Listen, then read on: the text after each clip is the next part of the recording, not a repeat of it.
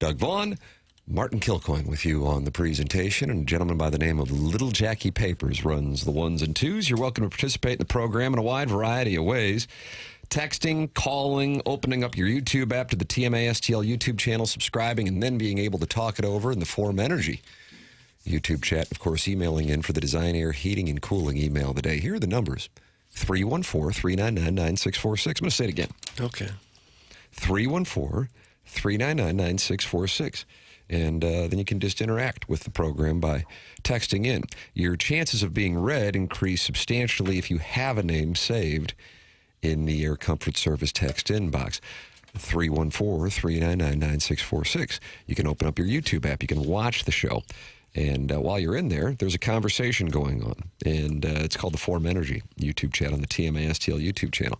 Then you can call in and really talk about damn near anything. Collier and Thompson phone lines, 314-974-0101. We have this Polos Plus dossier that at 9:45 on the dossier, we'll do the Design, Air, Heating, and Cooling email of the day. You email in the morning after at InsideSTL.com. And that's how you can participate and compete against legends like Mark from Mark's Mulch and Brawl. But here at the outset of the program, Lifetime Roofing, that's Dustin McClendon's business, Lifetime Roofing, has given Doug Vaughn a charge. And the charge is the Lifetime Roofing lead. Doug, what do you got for us? The lead is your St. Louis Redbirds, coming off a very impressive win, very impressive series against the Phillies. A terrific Philadelphia team came in here with two of the top pitchers in the game. Cardinals knocked Wheeler around yesterday and won the game that Sanchez started the day before. They didn't do much against Sanchez, still won the game. Win 2 out of 3, and now they're just 2.5 out in the wild card and starting to feel like if we can just get hot, we can win this baby. Yes. Leahy, terrific again yesterday. Burleson stayed hot. Just a lot to like about the way they played against Philadelphia. Walker with a stolen base, Doug. He's up to 16 now. Yeah. I asked Mason Wynn how they're going to allow Walker to be the leader in stolen base. He said, well, without Vic Scott here, it's wide open. So it's a free-for-all? Yeah, which is probably true. I got to tell you, that's a big boy series right there. That's a big boy series. Yeah. They looked every bit as good as the Phillies, and the Phillies are a good team. That's a big, well, I've got some audio, and they're not happy in Philadelphia.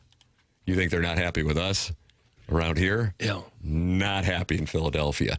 I'm alarmed by how unhappy they are in Philadelphia. We'll have that for you coming up on this Polos Plus dossier, in addition to Brad Thompson joining us for his Thursday appearance at 9:30. Martin, you like logistics more than anybody. Mm-hmm. It's a little too much. Yeah, but it's fine because this is a good one here. Do you think the boys flew up to Chi-Town? They did. 100%.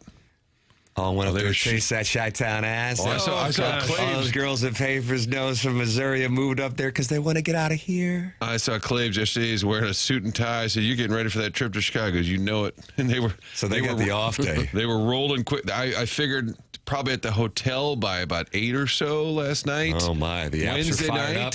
Let's see what's doing in Lincoln Park. Well, I'm not saying that, but you know, I am. Thursday, all day off. That's the way you do it. Wow. What would you do with a Thursday off in Chicago? McGreevy at Medina. McGreevy at Medina. And that's where the President's Cup is? Is that right? The President's Cup? I don't know where the Jackson President's Cup there, I think. Think so? It's coming to Belle Reve soon, isn't it? Is that 2030? 30? Belle Reve? Yeah. BMW next week? Yeah. Yeah, McGreevy at Medina. Is that for sure, or you're guessing? Or is he playing? Guessing, but I do think that's live. That would make sense. Cog Hill, Doug? What about Cog Hill? I don't know about Cog Hill. What about just taking a trip to Gary, Indiana? I can guarantee you none of them will do that. If you've ever seen Gary, Indiana, none of them will come close to it. What about the Jackson family home? Yeah.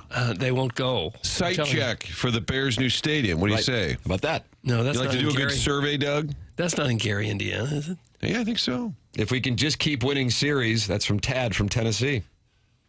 There was no winning end games. You got to win the games. Third straight series win, Doug. Jugs in D.C. has to be feeling good about his bet now. He has to feel flush. His bet, of course, being that the St. Louis baseball Cardinals will make it to the 2026 playoffs. Oh.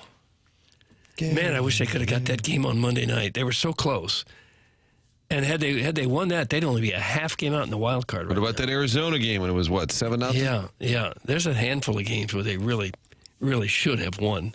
And then they'd be right there. Even though the playoff system is flawed and it's stupid if you're 500 and you're still alive, that is the system. So at least it makes it interesting in what could have been a really doom and gloom season. They could have been 15 under, and we'd be like, oh, God, well, it's what we got to go through. We're rebuilding, we're retooling. At least you have a little interest, at least, still just going. give me a sweat. But here's the thing, just in a bigger picture perspective, I really thought that after Monday night, and hey, it was kind of expected, you got a team that's got, Christopher Sanchez, who I realize is not necessarily a household name to the casual baseball fan, but did start the National League All-Star game for the National League in the All-Star game. And then Zach Wheeler, back-to-back, after you lose that game and you're countering with Palante and Leahy, and those boys were right there with him the whole damn time. And I'm telling you, this is really into the weeds sports nerddom. But Herrera's at bat against Wheeler that broke that game open after Prieto got his first hit of the season. Woot! And he looked to the heavens, Doug, as he ran to first base. He was 0 for 28 before that. They called for the ball. As if he's had a big league hit. I guess it was just to mess with him. Is that 3-1 pitch from Wheeler to Herrera, or I guess it would have been a 2-1 pitch to make it 3-1, and he laid off on it, was so critical in the game, and because it was a domino effect. Now, again, you have to be, but it was a great pitch, and it's a pitch that's made by a guy of the caliber of Zach Wheeler in a big game, in a tie game at that point, 1-1, and he laid off it. And that set the stage and the wheels in motion for the Cardinals to bust that game open in that inning and run away with that game. That's a big boy series win. And as you sit here and you see him do that against, and I realize, and trust me, if the audio from Philadelphia, they're angrier than hornets there. That series was significant to the Philadelphia Phillies. And for the Cardinals, a week after the trade deadline, which I do think maybe we underrated, well, I'll speak for myself, I underrated, with regard to how it was impacting the team to not know who was going to be around and to respond like they have. You take the series win in New York. You take the series win against the Rockies. You take the series win against the Phillies. That's damn impressive. Again, considering that you're already down in the series 0-1 and you have Sanchez and Wheeler. My God, I wonder what the odds for the Cardinals to win the series were after they lost Monday night with those two guys lined up. Just to win one game, I think I would have felt like that's fine, But now you do that. And, hey, it sets the stage for what has become a significant weekend in Chicago. And then you go and you take on the Reds. Doug, 5-4, Martin, is that right? 5-4. 5 games in 4 days. And then to Philadelphia for what could wind up being another big-time series before they head home. And maybe if the team is still in this 2.5-game range, you could have people going, all right, this thing might be for real. And the emotion that you saw a couple nights ago with Perea making the catch at the wall, Stanek coming off the mound after getting out of the bases loaded, nobody out jam. The emotion you saw yesterday, whether it be Prieto looking to the heavens as he gets his first hit, the guys getting fired up as they rally against one of the best pitchers in the National League, who was still angry as a hornet that he wasn't an all-star. To beat that team that needed that win. That was a big game for both those teams. That's big boy stuff. That's big boy stuff. That catches me off guard. I would have never thought they would win that series after losing the first one with Sanchez and Wheeler out there. So that was that fires me up. That fires me up. And Prieto getting a hit kind of opened up the inning there. And then the top 4, which always seems to do the heavy lifting, all 4 guys delivered a hit with 2 outs. And it's rare that they've done that, where they've had kind of just an explosive inning where everybody delivered a big hit. They'd usually have just a narrow lead. That was huge, kind of blow it wide open. That was a fun game. This is kind of one of those seasons where every time you think they suffer a bad loss and, well, that's it. It's not going to happen. What are we doing even thinking about it? Then they bounce right back. I thought that loss Monday night was just a crusher. Yeah, I thought, did too. boy, that's going to send them in a tailspin. But just the opposite effect. I got to tell you, confidence in Kyle Lay as a starting pitcher back in February. I'm like, oh, he deserves a shot. Lay and Palante both. Well, I know, but I'm saying I kind of thought Palante had done it before, pitched. I knew a little bit about him. I thought, he might be all right in the rotation, although he was going to be the odd man out. What they saw in Leahy as a starter, I was like, well, I get it. They want to give him a shot at it, but I didn't have any strong read that he would be a really effective big league pitcher starting. He's been great. They countered with Palante and Leahy against Sanchez and Wheeler, and they won both games. And like I said, man, that's a different level. I'd be curious what the mindset is in there after they do that. And I do think that there is something to, okay, this is the group that we have. We now don't have to worry about the trade deadline. The Dustin May thing had been talked about going back to May. And, I think guys really did like him. He might not have been gregarious with the media, but I think guys really, really did like him. Lars Nootbaar, certainly popular. You take your really one left-handed reliever that you felt good about in key situations and ship him to Milwaukee. And what is the response? And, yeah, beating the Rockies, we could have gotten together and added 4 people and maybe taken our chances against them. But against Sanchez and Wheeler, again, with Philadelphia needing to win as well, that's impressive. That's a signature moment. And also, even though they didn't win on Monday night, you're down, what were they, down 6-1, right? I think it was 6-1. I think so, yeah. And didn't just go, okay, it's hotter than hell, we'll mail it in. They rallied, and they were right there. And what was Torres up there? With a chance to give them, hell, the potential winning run is sitting there at second base with the tying run at third base and hits it out to center, and that ends the inning. But that's impressive. That's the kind of stuff that people can buy into. And like you guys said, at least there's a sweat. At least there's something to pay attention to. They lose even just 2 of 3 to those guys, and I'm probably like, all right, the game's going on in Chicago, whatever. See the Navy Caps, that'll be nice. I'll move on with the rest of my weekend. But I'm looking forward to seeing what they do this weekend in Chicago. If you can continue some momentum there, you have an opportunity against a team that has been flopping around in Cincinnati. And I'm intrigued to see what happens on what I believe is the longest road trip of the season, because you have 3 in Chicago, 3 in Philadelphia, and then you had 5 in there in that Cincinnati stretch. Last time they had 5 in 4 days, Martin, it was against the Brewers here in St. Louis, and that looked like that was going to be the tailspin.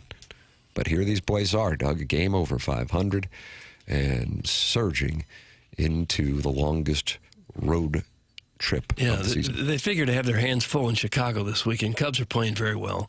1-3 in a row. They're only 3 behind the Brewers now. But Doug Libby's on the mound Friday. There you go. Here we go. You got all that momentum. There you go. And this series against the Phillies, yet another reminder that in a short series, absolutely anything can happen, even against the better teams. If you can just get in the playoffs, you don't know what might happen. That's exactly right. I was listening to Stanford Steve and Scott Van Pelt. Man, I'm in need of some good podcasts right now. Are you? I don't know if anybody's got any Stag podcasts. I got nothing right Stag now. podcasts? Yeah, I was listening to music on my way out here today. It's a Stag podcast. They just talk about sex? Well, Holly Randall, she does a nice job. But anyway, they were saying Stanford Steve, I didn't know this, but is on my train of thought with the watered-down playoffs. And they say, 5 is enough, because then you get to the teams that don't win their division. They have to play a 1 game, and then the other 2 teams that are the best teams in the league don't have to sit around for a week, which can be a penalty. Either way, neither here nor there. What Stanford Steve was observing is you play these stupid-ass best-of-3 series after you play 162 games. And, yeah, Dodgers and Angels, Dodgers and Rockies, best of 3, anything can happen. Anything can happen. And while me bitching about the system is a tradition unlike any other, it is the system.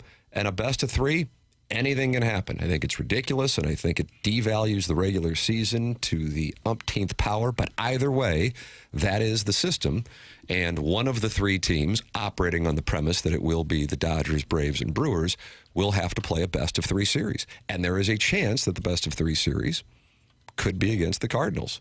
And in a best-of-3, absolutely anything can happen. The Cardinals won the Central Division in fine fashion in 2022. They get a best-of-3 against the 6-seed Phillies, and we saw how that played out. It was a lovely little 24-hour stay in the postseason after having a division championship. But that is the system. And in a best-of-3, anything can happen. And we just saw it this past 72 hours here in St. Louis. Game 1, who pitches? Game 1. Game 1. I'd say Palante. How about that? And I'd We say would have said Leahy. that back in February. Game 1 of the playoffs for the Cardinals. Yeah. Andre Palante will be on the mound.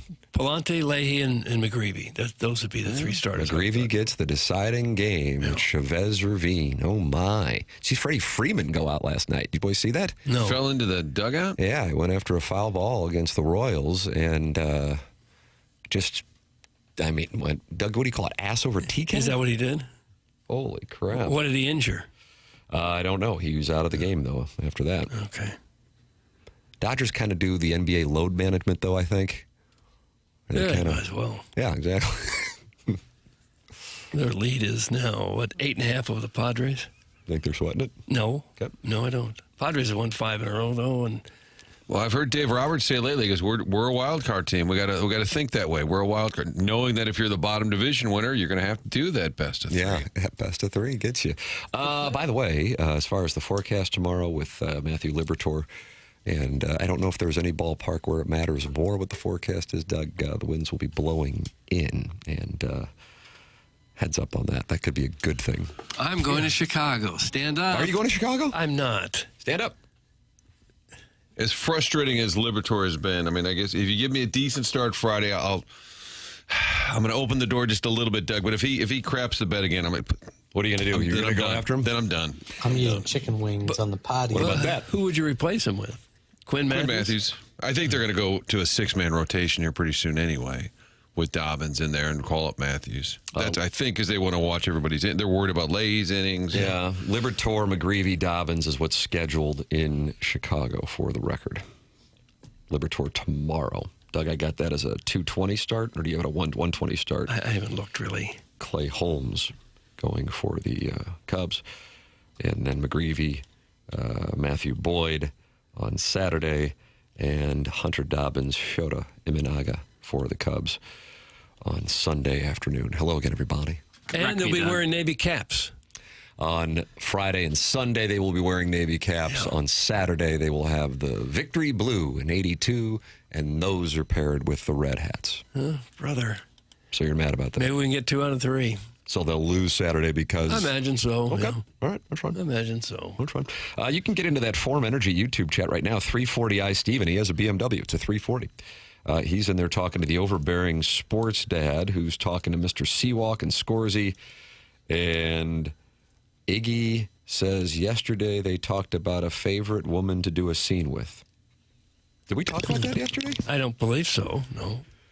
Jackson, we talk about our favorite women to do scenes with. We have worked with some of the leading ladies in Hollywood, and I guess we ranked the best. I don't think so, but anytime you read the YouTube chat, it's like you have to go back 10 messages to try to find the context. Which, if you did, you would see that Iggy was giving you a new podcast recommendation. Yeah. Abella Danger started a new podcast. Oh, and he is attracted to her little friend.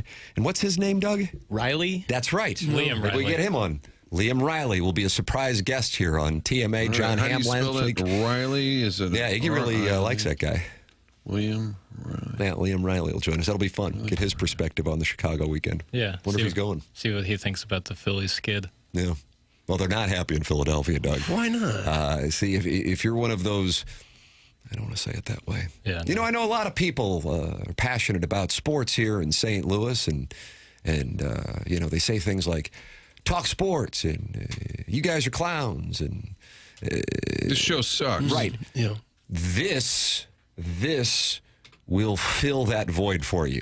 Now, it's in eastern Pennsylvania, but let me tell you something. They're madder than hornets. and we've got the audio for you because they are not happy with what happened in St. Louis with their ball club, Doug. And let me tell you one thing. The media in that town is not soft. No. They're not frauds.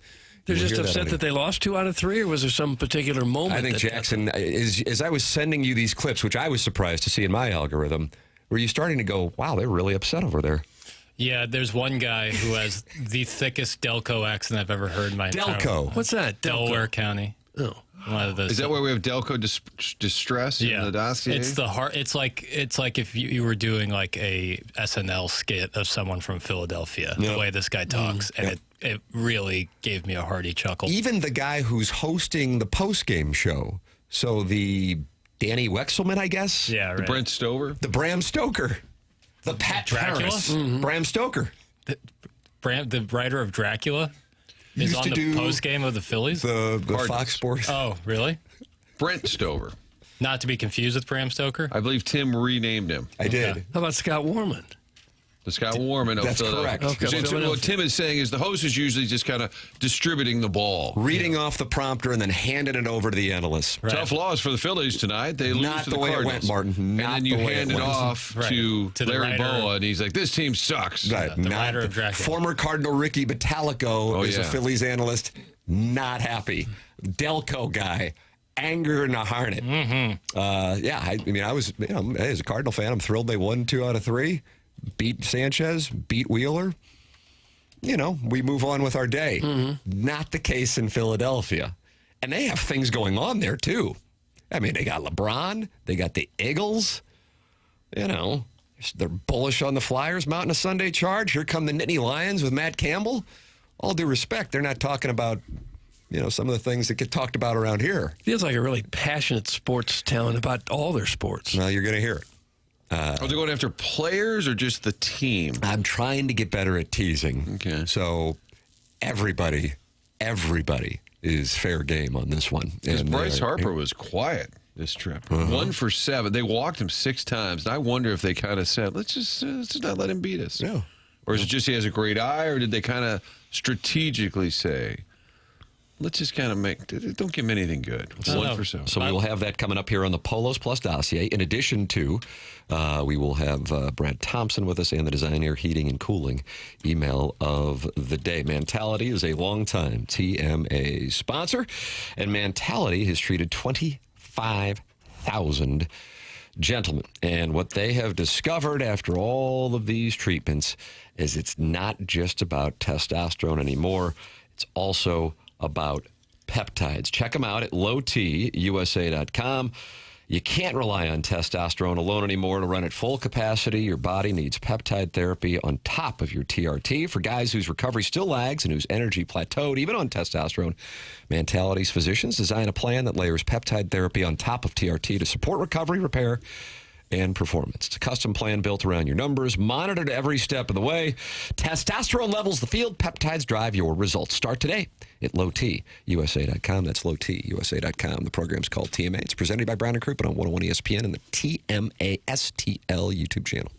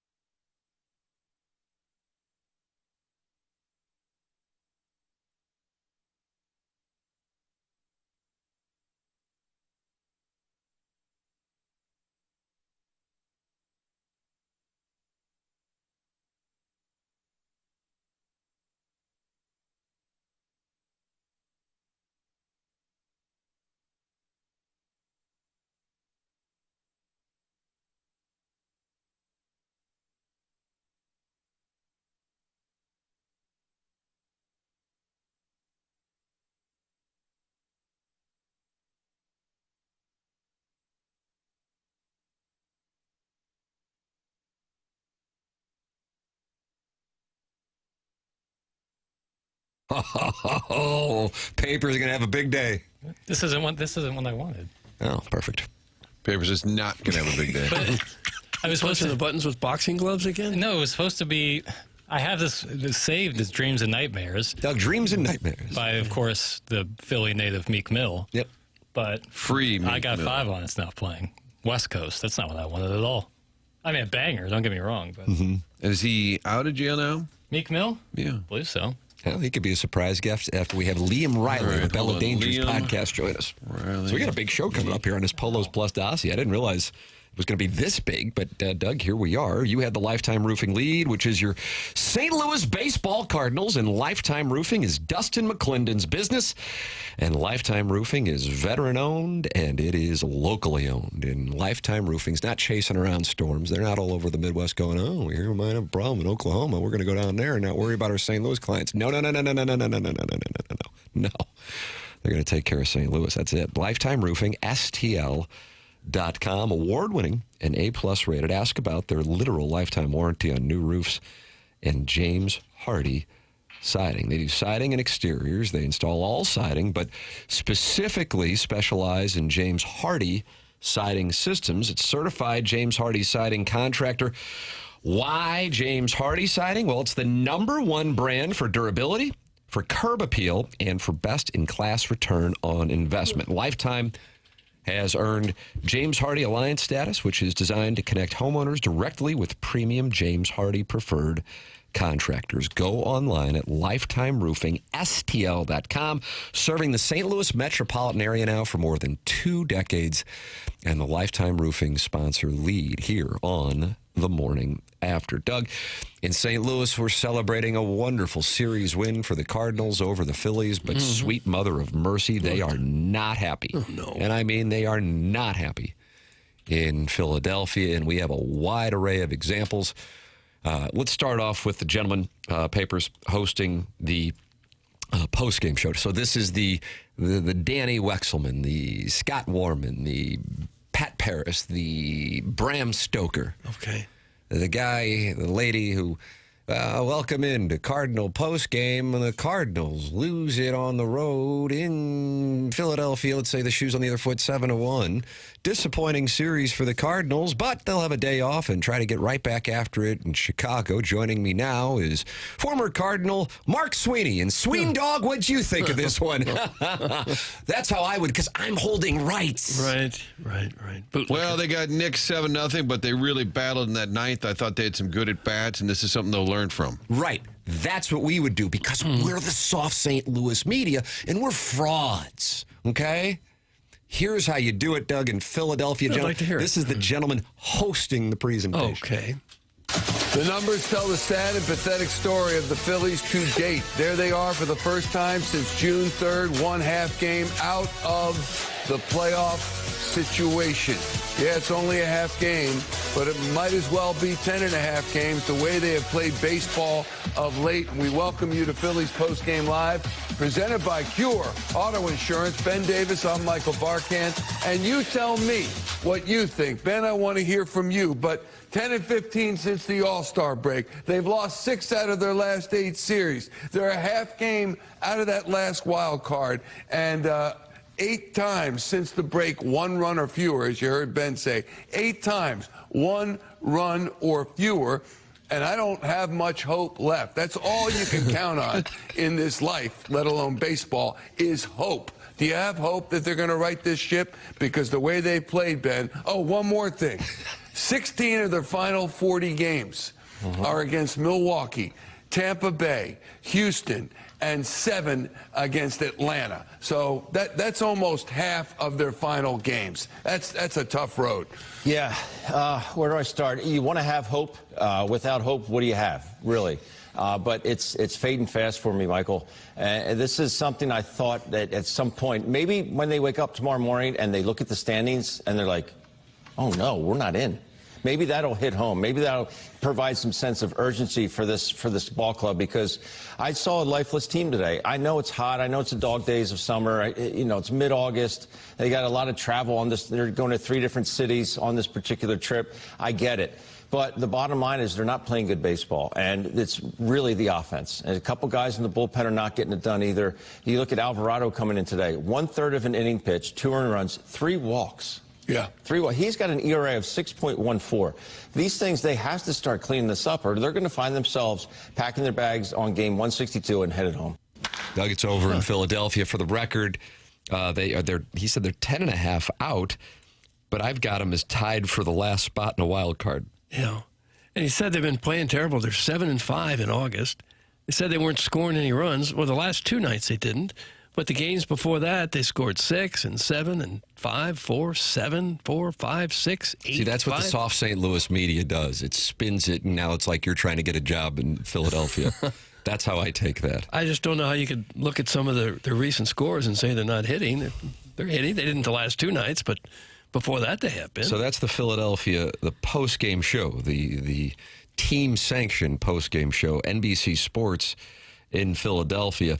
Now, you might remember Ricky Bottalico, Martin. That was a brief stay in St. Louis as the Cardinal closer. Doug, was that 90? What do you think, 97? Was it 99? Was it here 98? We went Eckersley, Bottalico, Jeff Brantley, and he had a permed mullet. Is that right? A little permed like mullet? Kind of, yeah. He had a feud with La Russa for a minute, too. I can't remember why. Doesn't matter.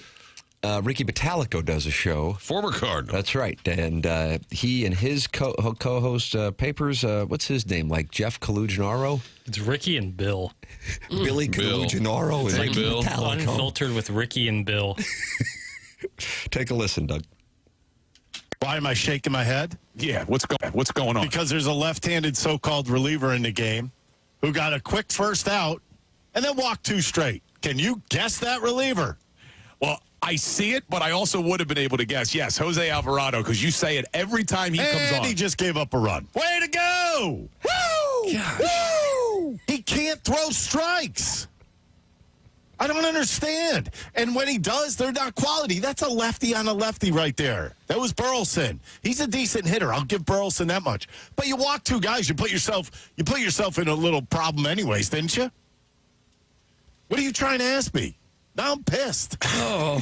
Well, you've said this about Alvarado. And everybody's crying about the bullpen usage. Well, he goes in there. Guess what? They got sugared up again.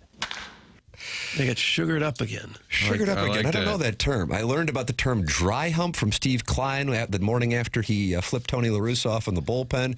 He said, Skipper's out there dry humping us all the time. And I go, I'm sorry, they don't show that on Fox Sports Midwest. But it's a term when you get up to get loose and then they don't bring you in the game. Doug, that's the dry hump. I'm not familiar with it. Sugared up. No, I'm not either. And Mattingly's up for Manager of the Year, but they probably want him fired in Philly. Let's fire 2 managers in 1 season, Doug. He was getting held accountable in the Cardinal visiting clubhouse yesterday, but Hunter Brody was despondent. And this is Delco, Jackson? Big time. Hunter Brody, this is his reaction to Tuesday night's game, and then we'll give you his reaction to Wednesday night's game.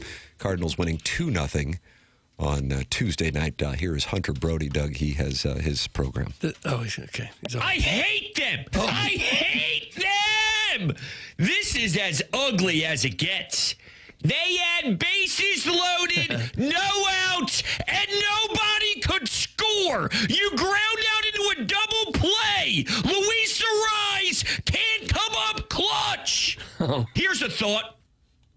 Maybe, just maybe, he ain't a cleanup guy. And maybe that's a lot of pressure. And I am going to bring up for the 7,000th time that my man has gross numbers in October. I'm starting to wonder if he can't handle the pressure. Now, I hope to God I'm wrong, but this type of stretch, dude, this guy's unplayable at the plate right now. He went from lethal machine that never gets out to you are ruining everything. Wow. He's ruining it. And then the caveat. I hope I'm wrong. But he's a big-time choker, but I hope I'm wrong. I think I would listen to that show, though. Well, it looks like it's called Broad's Barbecue. Yeah, well, Broad's Barbecue was upset after the series was split on Tuesday night, Doug, but when the Phillies lost again yesterday, it got away from him. Ruined everything. Take a listen. Now we're at the point where they're losing 7-1 in non-competitive games in a rubber match when fighting for your life in the standings. They drop another series since the All-Star break. Zach Wheeler does not look the same at all. And when asked about it, he goes, I have no clue. Is it mechanical? Is it something else? I don't know what. So he's lost, and he's trying to find himself after locking body parts in his closet. So maybe he is human. Coming back to reality a little bit, like, yo, dude, you're not supposed to not skip a beat. You're supposed to feel this. You lost body parts. Well, it's showing now. I'm not mad at him in particular because it probably didn't add up that he was a juggernaut right off the rip again. But it's hard to sit through, especially because the team so desperately needs a killer to stop this bleeding. Right now, we're going to have a loss of blood and be dead within the next 5 games. But, oh, whoop-de-damn-do, they're going to Iowa. Oh, Iowa, good old Field of Dreams. Shove the dreams up your ass. Oh, just one good baseball. And we are so far away from it. Doug, he is not looking forward to tonight's game in the corn in Iowa. He might be my favorite human on the planet. And you wonder why the players hate the media.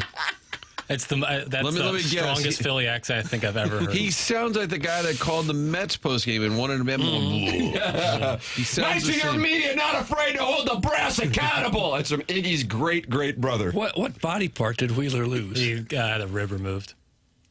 Because he has had this. So now he can't pitch without one of those ribs. He has the thoracic outlet syndrome, and that helped relieve pressure on the blood vessel in his throwing shoulder. Guys, that working class Philly accent is perfect. That's from Long Tom. And Jackson, you call that Delco? Well, yeah, I mean, Delaware County, he might be from Philadelphia proper, but that accent certainly is. Like that region has that, like when you hear when he says like bases loaded, like the way he says, the way they say it is crazy. That wouldn't play here. I don't think that would play here at all. Looks like Broad's Barbecue is 10 p.m. to 2 a.m. on WIP. Nice. So Oh, Iowa, good old Field of Dreams. Shove the dreams up your ass. Oh, no.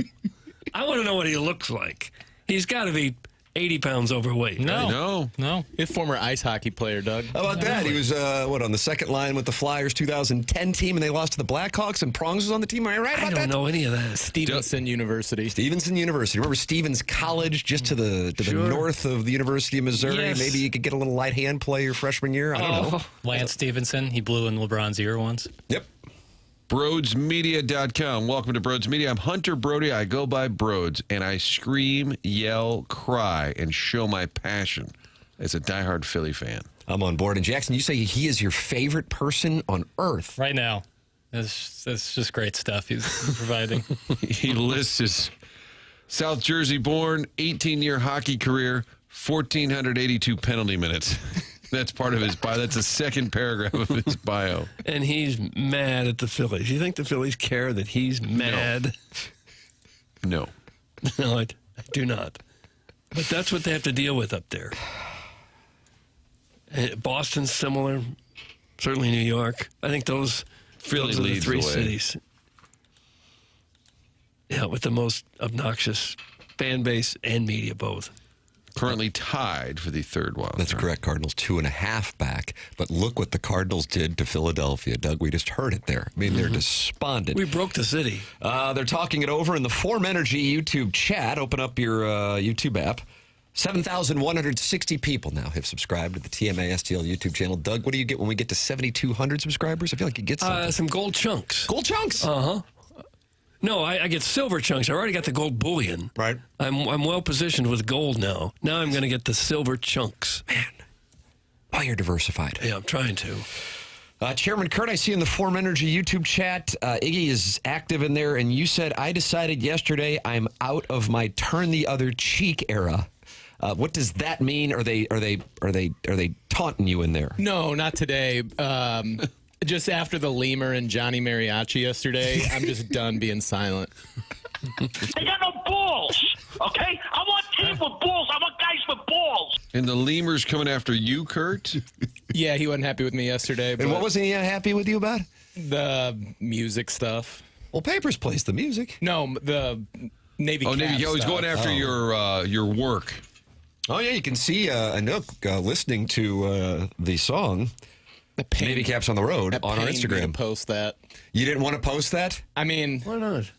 because he was obviously really not that into it. Oh, well. Why would you say that? Because he looked like he was in pain. Because I have working eyes. Because he was in pain listening to it. Want me to text him and see if it's something they're going to put into the mix? Yeah, you can drop him a line. And then as soon as Tim, brought him out of the song, I've never seen a man take off headphones as fast as he took the headphones off. He did take the headphones off very quickly. But like I said yesterday, I think you need a second or third listen to really get it. And for all we know, he's maybe germ conscious and didn't want to have someone else's headphones on his head. Yeah. Could have sensitive cochlears. Sure. Or maybe he listens to it all the time and didn't need to hear it anymore. He was just playing coy. Yeah. Do you know we have the best fans in baseball in St. Louis? Oh, that's awesome. Yep. And I always thought that was Kenny Wallace. It's not saying that's awesome. No, Stingray. Mississippi State, Hail State. Now a weatherman. Now a weatherman, that's right. Hold on, that guy that's awesome. He's the weatherman? Yeah, loves the weather. Can I get a weather report from him? We get Stingray on. He's a friend of the program. Let's see. Where is the Lemur this morning? Mr. Seawalk wants to know. Is he in there, Chairman? I haven't seen him. I haven't seen him since yesterday. Do you take roll usually? Roll call. You too, Chad? Why is this 40-year-old man saying he's out of his turning the other cheek era? That's from the Bridgeton landfill fume huffer, and it looks like he wants a piece this morning, Chairman. Don't get me started, Huffer. Yep. I'm in my spreading my cheek era? That's from Mr. Gosh. Seawalk. So Chairman's in his done with his turning the other cheek, and then Mr. Seawalk is going in a different direction. And that's fine. That's what you get in the Form Energy YouTube chat. Hang out in there. 244 people are. I think my 15-year-old niece also posted on her Instagram story that she's out of her no more Mr. Nice Guy era. That's from the Bridgeton landfill fume humper. And it looks like he's decided to put you on his dance card this morning. How's your slide piece? Here's Charlie Marlowe AI. And that Field of Dreams game is tonight. Yeah. Didn't know about it because it's on Netflix. That one, that's like the home run derby. I didn't know it was on Netflix till the night it happened. They're starting to emerge, aren't they? Netflix onto the sports scene. Yeah. A little bit of NFL. Now some baseball. Field of Dreams tonight. Doug, gather the family around. Presented by John Deere. I'll probably watch. Well, If I'm home, yeah. I think Kevin Costner's a part of the broadcast, too. It's always kind of a fun game. What will Netflix do for the pregame? Don't they like to bring out some of their own people and promote Netflix shows Yeah. other than talking about the game?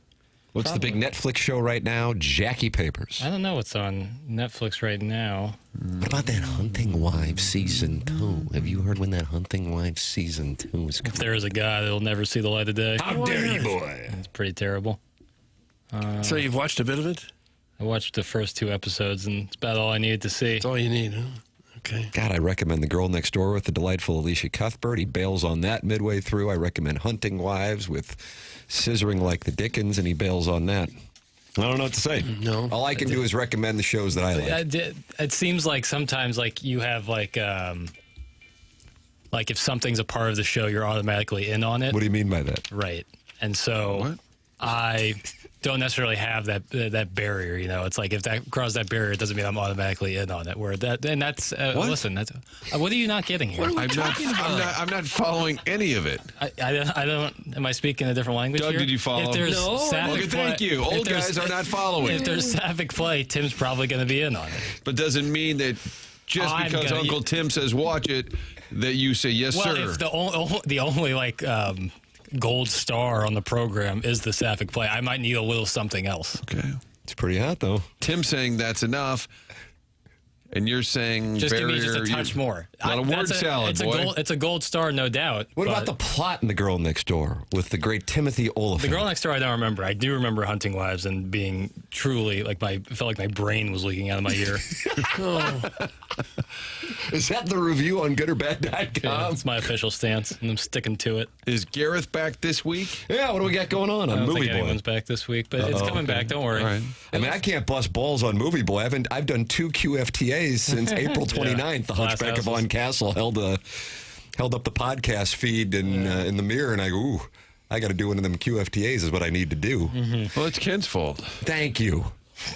Iggy will be joined by Liam Riley of Abella Dangers podcast. We're trying to get Liam Riley on this show program, but we will have Brad Thompson on the Polos Plus dossier.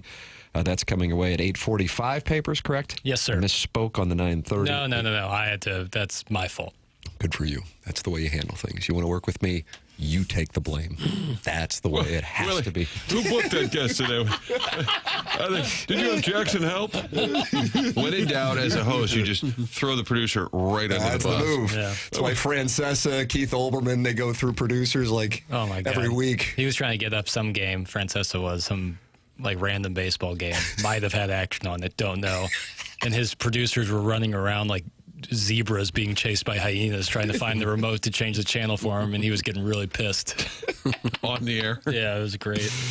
That's a great shirt, by the way, Martin. What do you got going If you're on? watching on That's a little YouTube. Marquette. Yeah, but it's like a nice, soft yellow. It's a soft yellow. It's just I don't look like a big banana. No, it fits great. You look good. Well, thanks, buddy. We're back. We were bottom off the tracks there. Now we're back. Never been better. I feel like the way you guys got back together wasn't about that yellow shirt. It was more about Jackson attacking me and what I look for in a film or a show. Not at all. Not at all. Everyone has their different proclivities. Does this bother you that it's a Marquette shirt since we're squaring off in Chicago in November? Not in the slightest. Oh, it once looks like a Mizzou shirt. The MU. It's Yeah. I've certain been lighting. It looks black. And Only a Stephanie White apologist would have any issues with the Hunting Wives. Doug, that's from Mr. Licks, our wealthiest listener. Who is Stephanie White? And who are her apologists? I don't know. she's the coach of the Fever. Uh-oh. Jackson is unsubscribed, Martin, from the WNBA, and so I gather Mr. Licks is trying to poke the beehive. Well, he got one by me, too, because I have no idea who Stephanie White is. Where's Brian Henson? It's Griff season, isn't it? It's been like that for a minute now. You go into such a dark place. No, I when don't. This comes up. No, I don't. For a guy who was wearing a Valkyrie's hat just 2 weeks ago. I'm not unsubscribed from the WNBA, just some of the conjecture around it I'm out on. You don't want to get into the takey world. No. Oh, listen to him exhausted. I'd rather talk, the Phillies skid and shoving someone their dreams up somewhere. That's what gets me fired up. Stephanie White should be fired, Jackson. That's from Jugs in D.C. Get your takes off. I don't give a damn. Is Jugs back in D.C.? I'm not the arbiter of your guys' opinions.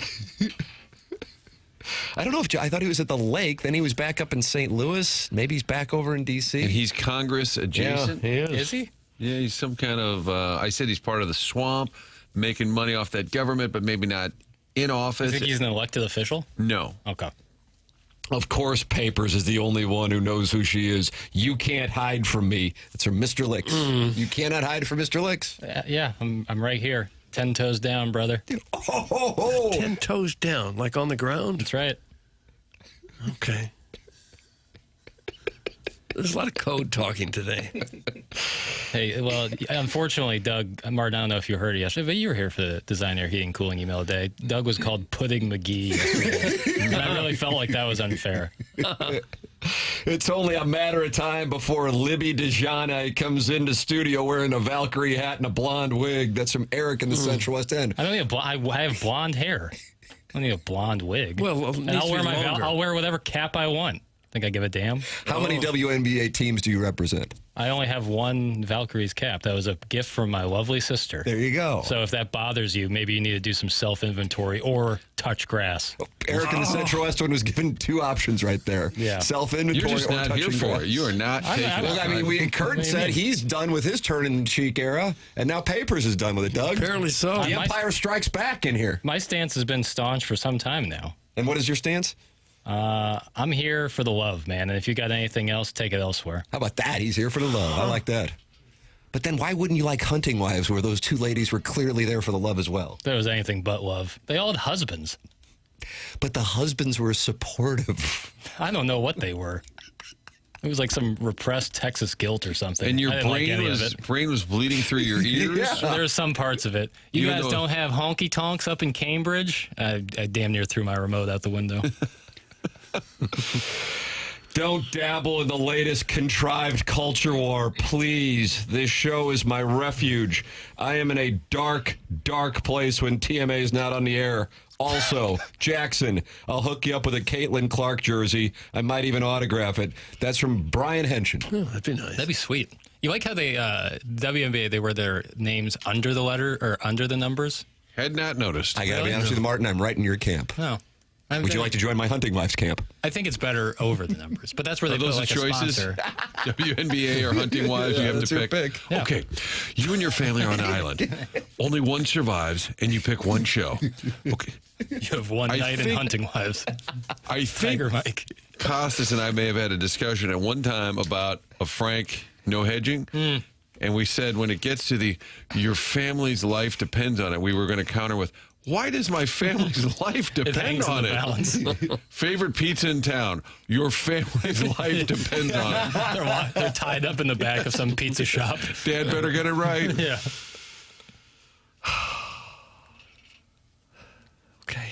Boy, what would be your pizza shop then if your family's life depends? Now you got to answer the question. You can't. Well, that's a good question. You can't leave people. You know what? Give it up to Frank. Yeah, I have to, now that I'm thinking about it, and I'm off Brittany Snow and Malin Ackerman, boy, I think I'd go see the Miners boys out there at Uncle Leo's. For St. Louis style, I don't think anyone could argue that. And the Fungo Wings. The wings are the best in town. God, I think that's probably my play. It's not easy to turn my back on Pizza Go-Go. I don't feel like I'm turning my back, but my family's life depends on it now. Pauly Sorvino, turn your back on. I got it now. I got to turn my back on you. Doug, we've got monster breaking news in the world of golf. Now, as we have learned on this program, if there is one thing that will upset the audience, it's talking about the sport of golf. It's going to be really uncomfortable next week when Scotty Scheffler and Rory McIlroy are in town competing about 5 minutes from here. But we have significant news that I think even the casual golfer will be, or casual sports fan, will be intrigued by. Just breaking. We'll have that for you. Okay. Yeah, I just got better at teasing. Teasing can't pay it off. This is 101 ESPN.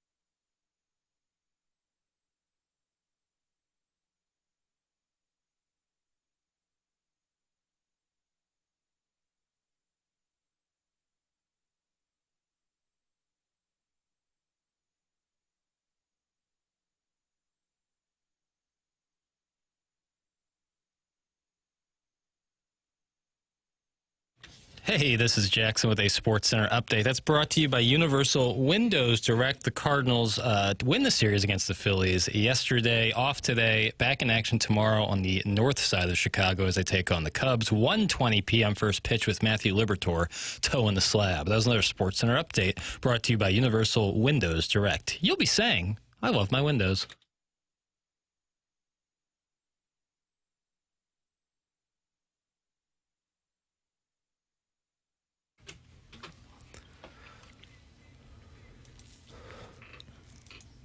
So you like this one or not? No, this is crap. Wow.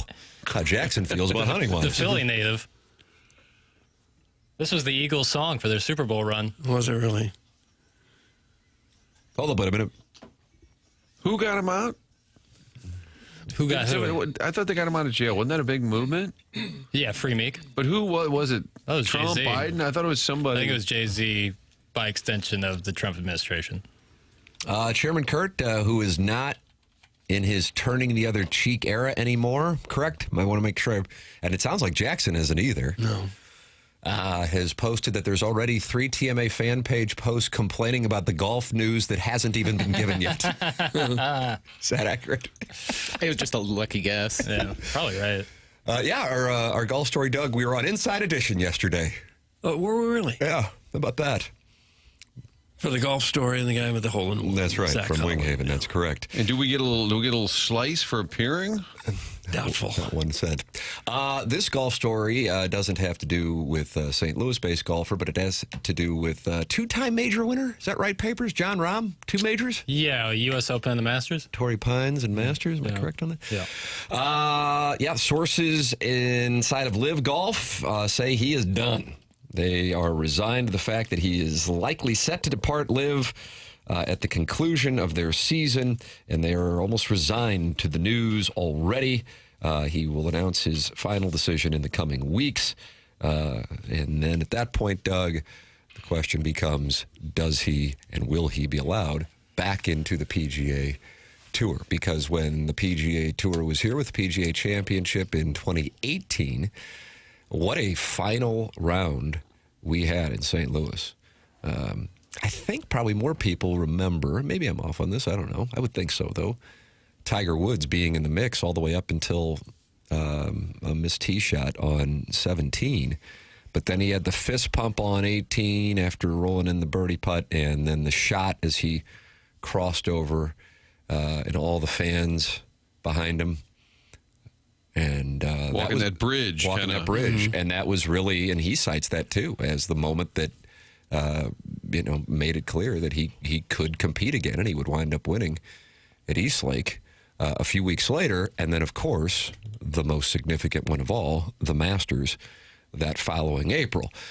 Brooks Koepka, of course, won. But if you look at who was in the mix to win that thing, that was a star-studded leaderboard, and one of the people in the mix, and at that time, very young in his career, Jon Rahm. He was one of the final, part of the final pairings that were going out there on that Sunday afternoon. He will not be here next week because of his ties with Live Golf, but per the Telegraph in the UK, Jon Rahm, they are resigned to the fact that he is leaving Live Golf. There aren't too many players that people would be all that interested in leaving Live Golf. Jon Rahm, Bryson DeChambeau would fall into that category, and now you have Rahm. Per the Telegraph, they're resigned to it, that he is leaving Live Golf. What if there's any stipulation on all the money those guys got? Like when Koepka left Live, is it prorated because you played a couple of years? You got to give him some back. But I know Mr. Licks has not had his press conference yet. Yeah, I'm looking forward to that. And then Liv had a big announcement recently that they're staying, kind of, possibly. I had Jay Delsing on Sports Final last night. We were talking about Liv, and he said they don't even have an investment. It's a line of credit that they have access to. But at some point, you have to pay it back. So the business model for Liv is still a little shaky. Some of the players are a little shaky, too. I was watching a little of it yesterday, the day before. I don't know if it was a replay of a previous tournament. And the guy was about 80 yards out for a chip shot, took a divot a foot long. The ball went halfway to the green. I said, I can watch that at Forest Park. Doesn't look like any pro tournaments I've seen recently. Probably not the best sign. So Fox Network has carried some live golf recently. And last Friday, it was supposed to be on in the middle of the day, like 11 to 1. And we get a programming note late Thursday night. Update, tomorrow's Fox live coverage will only be 1 hour. And I thought, oh, wow. Is that kind of golf coverage is 1 hour? Iggy's prison window hand is in the Form Energy YouTube chat and says, wow, it's almost like Liv was bound to fail from the very beginning. Doug, that's Iggy's prison window hand. The never-ending wipe says, what a surprise. The money grab golf league isn't working out. And Iggy's also in there talking about it, along with the Saint Lunatic and Scorsy. You can join in there. Subscribe to the TMA STL YouTube channel because Doug's going to get silver chunks when we hit 7,200 subscribers, and we're at 7,160 subscribers on the TMA STL YouTube channel. It is 8:03 as we move from the Healthcare Evolution 7 o'clock hour to the Fisher Window and Door Store 8 o'clock hour here on TMA. You're welcome to get involved by texting in 314-399-9646, 314-399-9646. You also can call in to the Collier and Thompson phone lines, 314-974-0101, and of course, email in for our Design Air Heating and Cooling email today, the morning after at InsideSTL.com. Sweet mother of mercy, is it going to be hot, Doug? It is something otherworldly. And it's unrelenting. 96 for a high today, 97 Friday, 97 Saturday, 94 Sunday. A brief respite from highs in the 90s on Monday at 87. And then when Scotty Scheffler and Rory McIlroy come to town, high in 90 on Tuesday for the practice round, 93 on Wednesday for the Pro-Am, 94 on Wednesday for the first round, 92 on Friday for the second round, and 91 on Saturday for what I call the third round. Doug calls the penultimate round. I don't call it that. So if you have an air conditioning issue, designairservice.com. That's it. It's going to suck. You're not going to enjoy it. I can promise you that. Who does enjoy it? The good news is you don't have to sit there and wait for days. Design Air Heating and Cooling will come out there and take care of it quick, fast, in a hurry. Just go to designairservice.com. One of the things that's a phenomenon about this program is not only do we have the audience, and God bless them, supporting the sponsors, we have the sponsors supporting the sponsors. So advertisers on this program have their ecosystem, and I got this from Jason Gossrau of Schaefer Door Company, who just installed the new garage door at my house a couple weeks ago. Tim, I got the dreaded text from home, which was a picture of the thermostat reading 78 degrees yesterday. I booked an appointment online with Design Air for today, and this was yesterday, which I was surprised they were booking next day non-emergency appointments with this heat. Good on them. The super cute Patrick was right on time. Wow, he's new. Yeah, you want to jot him down. Yeah, I'm going to. That's what he's known as. Super cute. SCP, they call him Super Cute Patrick. Okay. And he was right on time, had it diagnosed within 5 minutes, and had it going in 20 minutes. Being in a similar business, I like to pay attention to how other companies handle service calls, and the process worked flawlessly. Thank you, Design Air Heating and Cooling. That's the great Jason Gossrau of Schaefer Door Company. Sponsors supporting sponsors here on TMA. Design Air Heating and Cooling online at designairservice.com. Brad Thompson coming up on the Polos Plus dossier. Jackson, 8:45, I got that. Abella Danger's co-host Liam Riley is scheduled to join us at some point. We'll be ready. What? Okay. I wouldn't know if she walked in the door. Abella or Liam? Because Liam's a guy. Either one. I don't know either Liam's one. A guy. Okay. Smaller gentleman. Hairless. Oh, it was like Billy Barty? Billy Barty was hairless? Well, he was a little thin up top, wasn't he?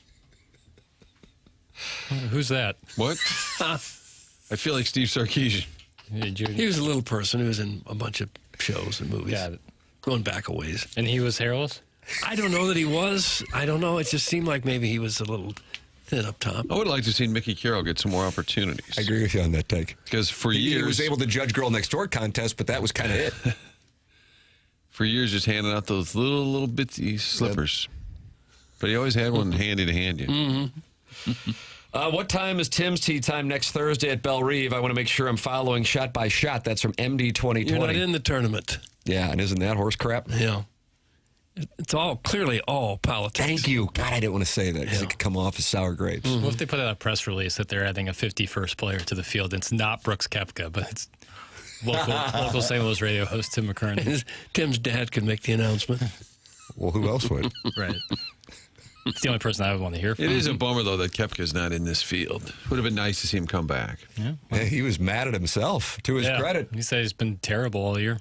Can't putt, you can't win. Simple as that. You got a little putter problem going on. And it is a no-cut weekend. So That's people, correct. isn't that kind of nice? On Saturday, 100%. you're going to still see all the big cannot games. wait. Yeah, if you have a ticket I'm going to be out there starting on Sunday. Yeah.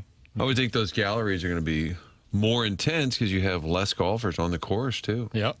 Yeah, and they're obviously playing for, there's high stakes on a tournament like this. They're right ahead of the Tour Championship. I'll be at Belle Reve on Friday for anyone who wants to come by and say hello. That's from Mr. Licks. Huh. I don't think I've met Lick, so I look forward to it. Yeah.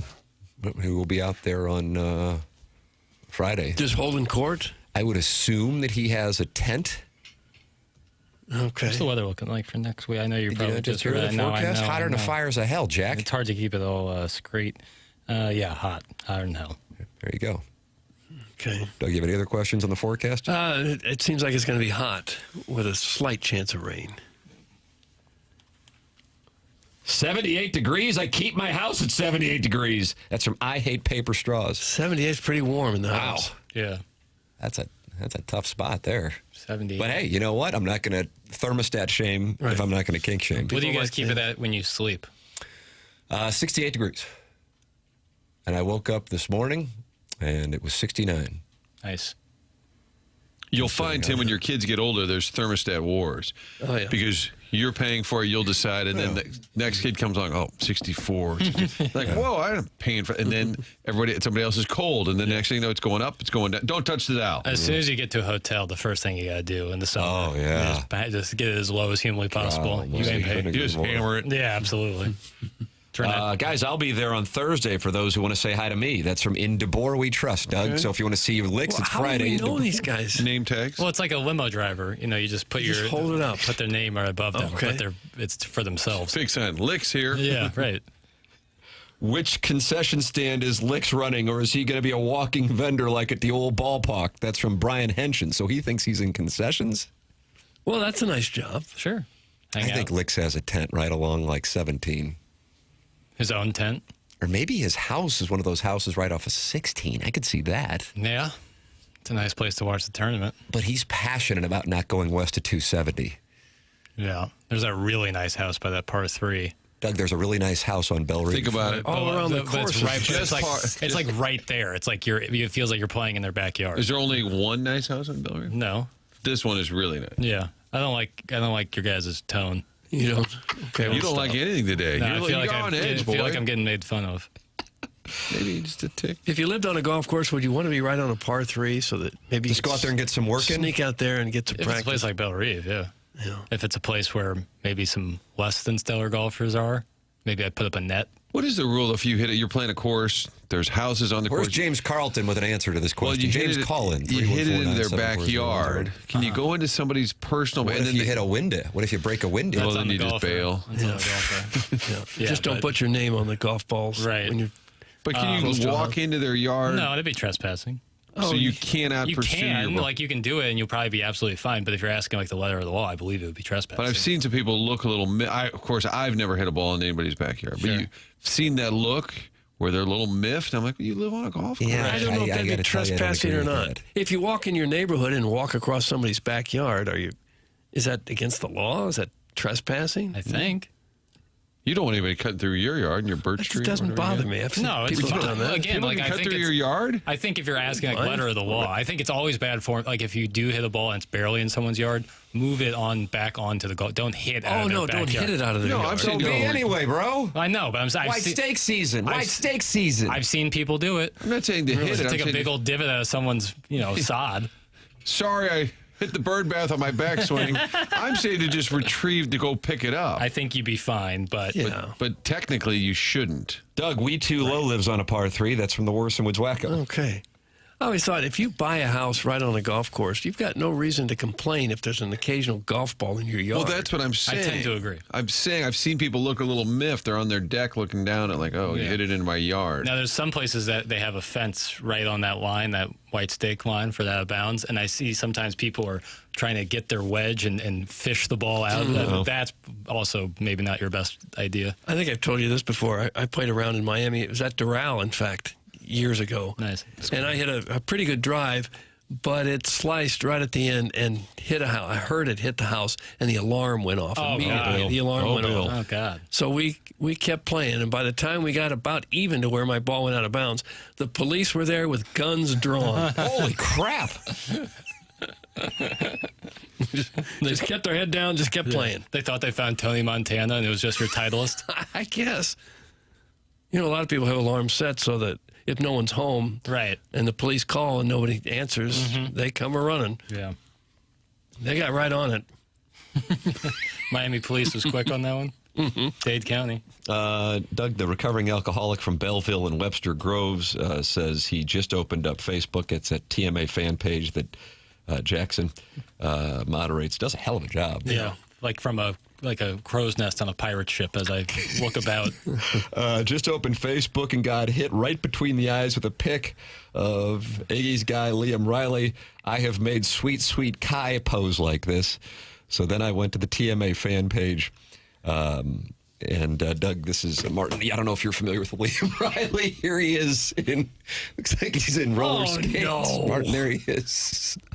Oh, why would you show us that? Well, that's who Iggy is enjoying. Oh. You ever posed nude on a bed with roller skates and high socks? Not today, anyway. We're not going to kick you. Iggy changing Leona Helmsley's pull-ups? It's kind of the stance. I don't want to see that either. There you go. Slept a nice note the next morning. Free breakfast. She gave him a watch. That's what it was. The Queen of Mean. That's correct. One of the wildest stories ever. That Ken Iggy Strode slept with Leona Helmsley? Is there a Ken meter? Truly wild. Do you guys have a Ken meter on your show where it's believable, somewhat believable, absolute made up? I believe it all. Whenever he really feels like he's kayfabe? Yeah. Whenever he's really getting his bag, I'll hit him with that. He's heating up. So you could maybe use that as a scale. Yeah. Oh yeah, he gets there often. Iggy is in the Forum Energy YouTube chat and says Leona Helmsley gave him a bracelet. A bracelet. Yeah, love bracelet. A love bracelet. Friendship bracelet. What would Helmsley do? We will follow up on that on After the Morning After, which airs from 11 to 12. That's in the TMA podcast feed, and you can watch it. Jackson's got the hat up. That's a Polos Plus hat right there. And ATMA killed QFTA. It's not supposed to, but it kind of has. But I got to do one. I'm looking at maybe Monday. Do you think there are practice rounds on Monday? Yeah. You do? Yep. A handful of people, probably. Yeah, I don't think it'll be the full field out there, but yeah, I'm sure guys. Then I kind of want to be out there. It's a short trip from Memphis to St. Louis. And they're going to go to the Guns N' Roses concert. Scotty Scheffler, Guns N' Roses. Scotty Scheffler loves Ice Cube and Public Enemy. Yeah, and then right from there on to the first tee at Belle Reve. Correct. I don't know about that. We'll see.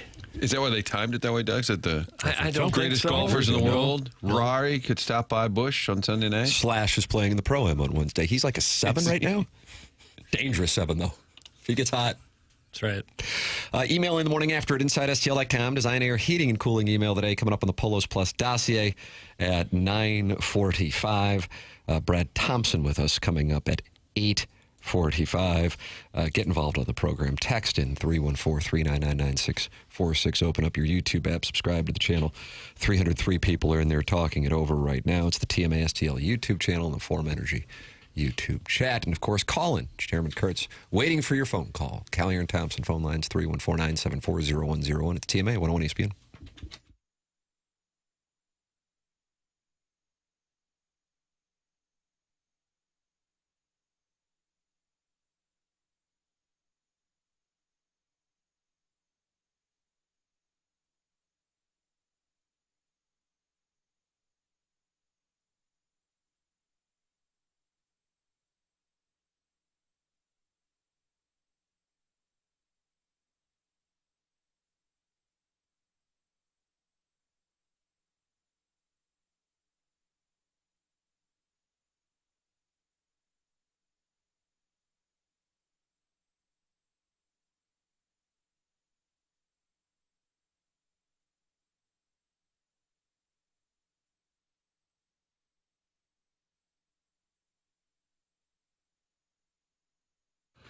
Stopping by Village Bar to have a little lunch, meeting your friends there later, happy hour, watching all the sports on all the TVs, checking out the best cheeseburger in town. Well, while you're there, make sure you sample the products of 1879 Distilling, made right there in back inside that beautiful barn, which is right in the middle of the parking lot. It's part of the old school vibe that you get at Village Bar. But they started doing 1879 Distilling, and now it's catching on, winning awards, not just in this region, but really all around the U.S. Just the other day, they got a bunch of medals sent to them from West Palm, Florida, where they had won some awards for their Red Barn Vodka, award-winning bourbon, rye, the dark Havana rum, all these just great choices. And you can see the entire selection online at 1879distilling.com. But while you're there at Village Bar, order one of those honeybee martinis. Check out the Red Joe Collins. Sounds like an old school ball player. Award-winning brands made in back. It's an homage to the old days of distilleries right on the riverfront here in St. Louis. You can taste the difference when you order a drink with Red Barn Vodka. 1879distilling.com. See the entire variety. And this weekend, the tasting room from noon to 5 on Saturday. Stop by and sample the products there at Village Bar.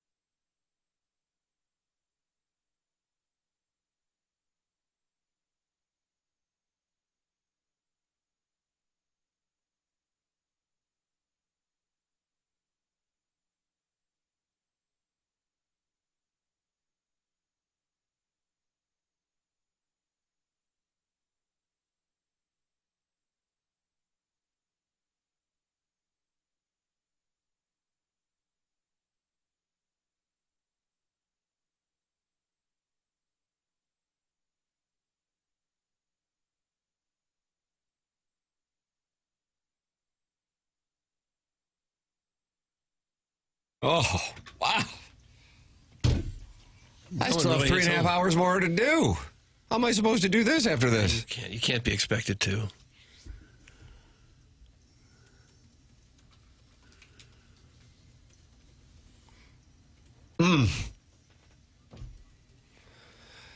I don't know about you. For me, the part that hits me the hardest is right at the end where the music cuts out and it's just the four gentlemen from Philly going a cappella.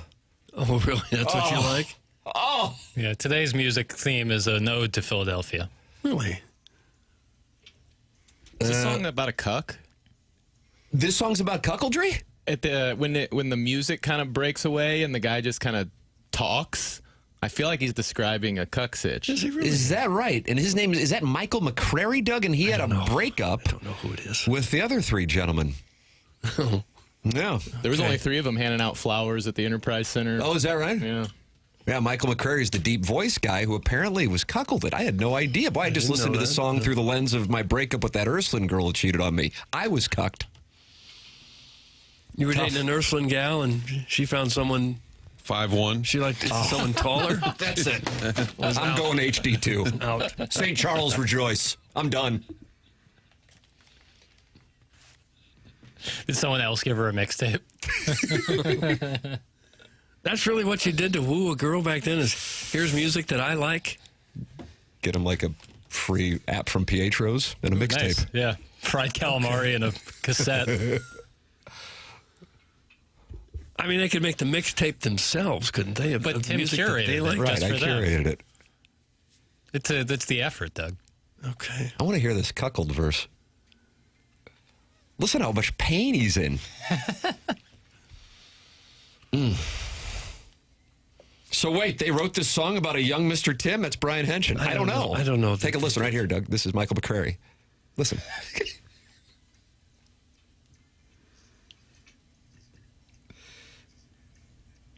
Oh, yeah, cucked. It's just like you and Ursuline. Yep.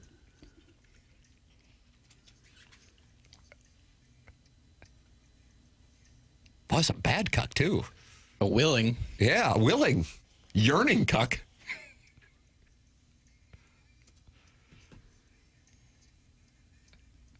Wow.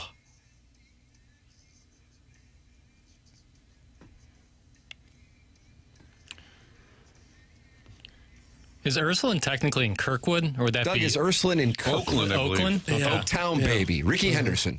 That's got to be where the most municipalities all converge. Is right You there. ever drive to Lambert? Yeah, I guess you go through Belnor, Charlac, and then back to Belnor, all in one highway turn. Yeah, on 170, there's 2 signs that are like 50 yards apart. Yeah, Like that's what I'm talking about. You go Belnor, then Charlac for about 30 feet, and then back to Belnor. This guy's a simp! That's from the unknown DJ. What's he talking about? I think Michael McCrary, who got cucked. I don't know. I don't know if you can have a voice that deep and be a simp. Maybe a cuck, but I don't know. We'll ask Is there a you. difference, Doug? Yes, for sure. Really? Yeah. Simp, I think, would long to be a cuck. Simp would long to be a cuck. God, I can't follow. I don't either. This Papers is having his own. He's on his own planet today, and during the break, I said something sarcastic, and he looked at me and he said, "You want to eat your teeth?" This guy, You gonna scrap?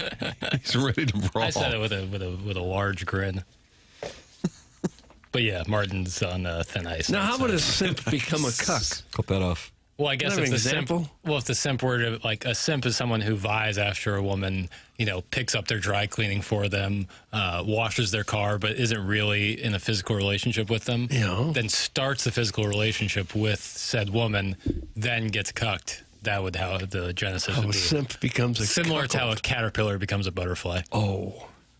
This is one hell of a sports show. Doug, that's from Mahomes' long body.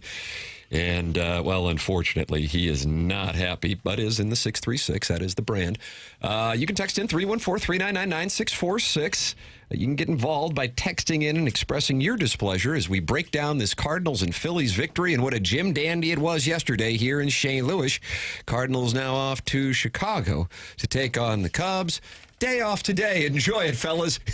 You've earned it. Okay. Oh, what a game it was as they got to Zach Wheeler, and Brad Thompson will join us coming up in about 18 minutes on the Polos Plus dossier to talk about it in our 7 o'clock hour, brought to you by Healthcare Evolution. We played some audio of 3 different shows in Philadelphia, angry as hornets. But here in St. Louis, Oli Marmol talked about the win of the game and the series over the Phillies. Well, let's hear Oli. Been consistent with that aspect of their game as far as flushing the previous day and taking care of business and what's in front of them. This series is a great example of that. I feel like that was a tough one. You fight back the first game of the series and you come up short. This is a good team across the way for a lot of reasons. They do a lot of things well. So to be able to take yesterday's game and then to punch the way we did today was awesome. Prieto gets his first knock there, and then we're able to string it together with JJ through the 4-hole, and then the at-bats after that with Herrera and Burley getting to that pitch for the double and walk. I mean, to punch right after that with another double. Wheeler's done a nice job all year, so to be able to take those style of at-bats against a really good arm is what was needed, but that was pretty impressive. I mean, Sanchez and Wheeler, those are two playoff caliber arms. Those are the guys you're going to face when it matters. So what I love about a series like this is you're playing against a team that's built to make a deep run into the playoffs, and we played like one too. I got to tell you, I agree with everything he said. I really do. Yeah, take two from Sanchez and Wheeler when they're both big pitching boy stuff. especially And you kind of had a heartbreaker on Monday after you mounted a Sunday charge. That was the game to get. God, that's what Chip Carey and our guest at 8:45, Brad Thompson, were talking about. Their bullpen was leveraged. So Painter, and I don't know what the name of that guy was that came in, but they had to go the rest of the way. And the Cardinals rallied, but came up short. And then you're going, oh, boy, they might get swept here.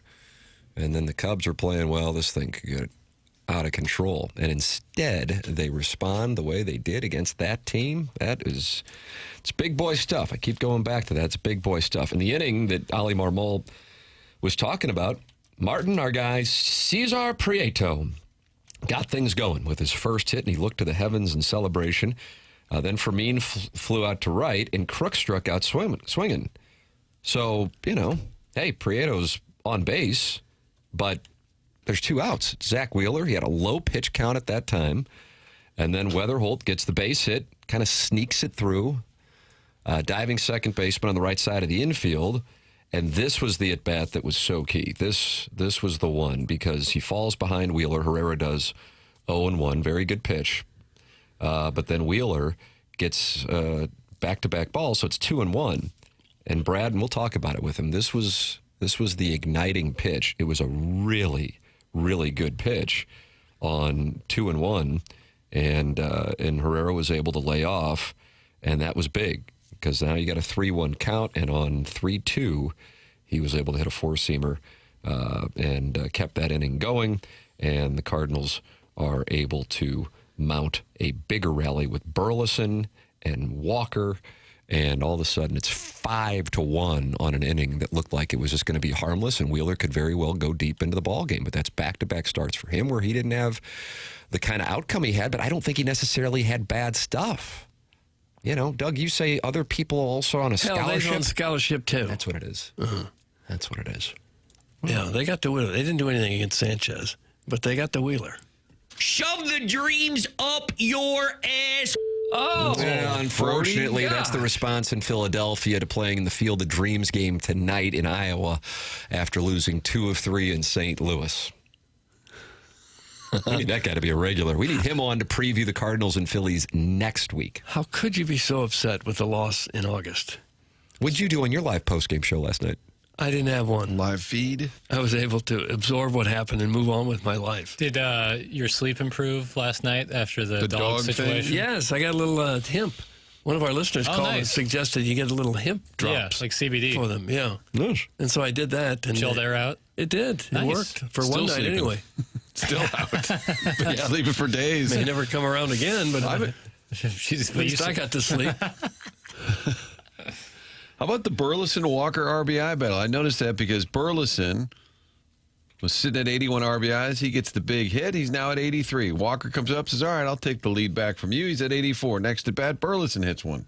They're both at 84 ribbies. Yeah, having very similar seasons. Burleson's hitting 287, Walker 284. Burleson on base 354, Walker 343. Very similar years. Just got to get that. Just got to get a fifth bat. We got to get that number 5. We don't have a number 5 here, Doug. I say we when they're playing well. Martin, maybe that player will arrive tomorrow on the north side of Chicago, and his name is Josh Baez. Think we'll see him tomorrow? What percentage are you going to give me? If that were to be a case, it would happen today, right? They'd call him up today, or no, tomorrow. I mean, they don't have to announce it. They could do anything. I mean, you can put him on a plane. I would imagine he would be aware of it today. Okay, gotcha. What do you think, Martin? I'm going to trust your number more than any other number in the whole No, wide world. I don't have a great read on it because I think they want to be. They're being a little patient here. I would have done it sooner. I don't care. But I get the August 14th. No, I do too. I know. I was impulsive. I'm going to put it at 25%. I'm going to say it's higher than that. Because I think this weekend series is going to be a huge one. You don't want to get swept there. They've clearly got a hole in the outfield there and left that he could fill. I'll say it's more like 50% chance. Well, I mean, what if we have Josh Baez in a Navy cap on a Friday afternoon in a playoff race in Chicago? Are you horse plowing me? I'm not, no. And if you're Let's go, Papers. If you call him up, brother. Would you put him in that lineup right away, Doug? Yes. The skipper loved to do that. You call him up, put him right out absolutely. there. Get out there. You got to bring him up to sit him on the bench. Who gets sent down? Doug, there aren't any options. Yeah, there's plenty of options to sit somebody down. Whoever. I mean, if you're serious, You're gonna tell Prieto after that big hit that he's got to go? Yeah, you can go watch the St. Jude. Well, I guess that's There's a give him like a selling day point. pass. Yeah. if you're serious about still being in the race, why the hell wouldn't you bring him up? What are you waiting on? Jackson answered Doug's Who you question. got playing left field now that you can't keep out of the lineup? Why do you hate Fermin, friend of the show? I don't. I like Fermin. I really do. I don't think he would be the one on the I-55. No, but I'm saying he's your starting left fielder primarily. Down, give him a gift card to Central Barbecue and say, see you in a week or two. The Cardinals aren't in a playoff race. That's from the amateur proctologist, Doug. They're only 2.5 out. They are in a playoff race, whether you want to admit it or not. They don't look like a World Series contender, but nonetheless, there they are, 2.5 out. Put that guy on notice. I didn't like his You tone. want the amateur proctologist on notice. Is that different than a suspension? Yeah. Just to put him on your radar. Okay. Guys, if Baez doesn't play in Memphis's game today, is that a sign? That's from Clem. I'd say yes. I would agree 100% with Clem. Guess who hit a home run last night for Memphis? Gorman. Yes, Nolan Gorman got his eye back. 6 home runs in the month of August, Martin. You think we're going to see him back in St. Louis? I think yes, you will. Wow. At some point. Yeah. I think he showcase him a little bit. Maybe just get that fake value up a little bit. Fake value. He could probably replace Prieto, and Baez could replace Pereira, and give those two guys a shot here. At least some thunder off the bench. I kind of like Pereira. Well, he's made a couple of really good plays, but I think he'd like Baez better. Down. Yeah, I'd send. But does that then put you in a spot where you don't have enough middle infielder options? Because he can pop up in a variety of spots too. He plays everywhere. But you still have Torres. Fermin plays second. I mean, Fermin and Torres can probably do a little bit of that. Yeah. I think you'd be okay. Here's what I would tell you. We, in St. Louis, I'm not talking about those of us here on the program, in St. Louis, have grown accustomed to the organization doing the stuff that we don't want them to do or not doing the stuff that we want them to do. And so far this season, hell, the Navy Caps would be on the business side, but also on the baseball side, they have done things that I didn't expect them to do, not because of Chaim Bloom's track record, but because of the previous era of non-moves or moves, but really more often non-moves. And I'm talking about with adjusting the roster. And they were quick on bringing Crooks up, and you might go, well, that didn't work out. But at least you gave him the chance. They did the same thing with Jordan. I mean, I recall we were talking about, they don't like Jordan at third base. And then a couple weeks later, here he was in St. Louis playing third base. This doesn't knock them off track from the mission. The mission is still intact. Now, bringing him up, I'm talking about Baez now, bringing Baez up a couple weeks ago would have, because now, and the reason, because I talk about this like everybody knows, but the reason is August 14th is the magic date in which a player can be called up and still maintain his rookie eligibility for the following season. And in the case of winning Rookie of the Year, that is why it has value. It's not a let's manipulate service time to save money because the DeWitts won another mansion in Southern California. That might be a talking point, but that's not the reason. There are actual reasons for this. So in the case of the Rookie of the Year last year, anybody remember the Rookie of the Year last year? Who was the Rookie of the Year last year? It was somebody who had a really nice freshman campaign. Man, I like that. I want to make sure I got this right before I start by, but I'm pretty sure I know. Well, with the service time thing, too, it actually reversed because then that player would get an extra a year closer to arbitration if they were to win Rookie of the Year. So it's going to be complete opposite of service time manipulation. Doug, National League Rookie of the Year last year was Drake Baldwin of the Braves. Oh, okay. And then what do the Braves get? They get a draft pick. It comes right after the first round. Yep. That is the reward for developing that player. That is of value. So that's the reason. Now, the cutoff, I believe, Martin, 130 at-bats. They can't have more than 130 at-bats, but August 14th is the magic day. So had they brought him up in June, well, that kind of would have knocked him off the plan. Right. This is the reason. So therefore, I'd be curious why they wouldn't. It'd be one thing if you're going, well, that means we got to displace somebody who's in the lineup. Yeah. Who? I think Well, you got a wide open spot in your lineup and in left field. His position. I mean, if anything, this season you've gotten some clarity. You can believe in Leahy and Palante moving forward. You've kind of figured out Gorman's probably not going to work at the big league level. You're almost there with Liberatore. You realize Pages is not an everyday catcher. There's things that have been kind of sorting themselves out, but you still have third base undecided, full-time catcher undecided, left field, center field wide open. To this guy, give him a lengthy run. I would. It was just my sense that they weren't feeling it was necessary to do it right away. That was my sense. Heim didn't say that exactly. I hope to God they call him up. I'd love to be wrong about it. But my sense was they weren't going to do it right away. But I hope to be wrong. the only thing I can think of is if they're really concerned about the strikeout thing and don't want to hurt his confidence against, big league pitching. His strikeout rate has been declining over the last couple of months. Gorman's is still there, but he does have 6 home runs in the month of August. For the record, Baez was 1 for 4 in Memphis's game last night, not with a home run, but with an RBI and a run scored. The deep voice dude, who I think is also the amateur proctologist, Doug, is that correct? I don't know if he is or not. Says, did they talk about the Lakers sale yet? It's a pretty massive sports story. Okay. We did yesterday. I think that was in it up. I think papers broke the story. Well, first Dable gets fired. Now the Lakers sale. that's right. Had it first. Schilt. Don't forget about Schilt. He was on the hot seat for 2 years before he left. Yeah. Was that the Nick San Diego hot Sirianni? seat? Yeah. Well, no, I'm not going to get in Rich Gould's crosshairs. Yeah, I That's for understand sure. that. We got Brad Thompson joining us coming up here on the program. 101 ESPN has your chance to win a pair of single-day passes for the BMW Championship happening next week, August 18th through the 23rd at Belle Reve.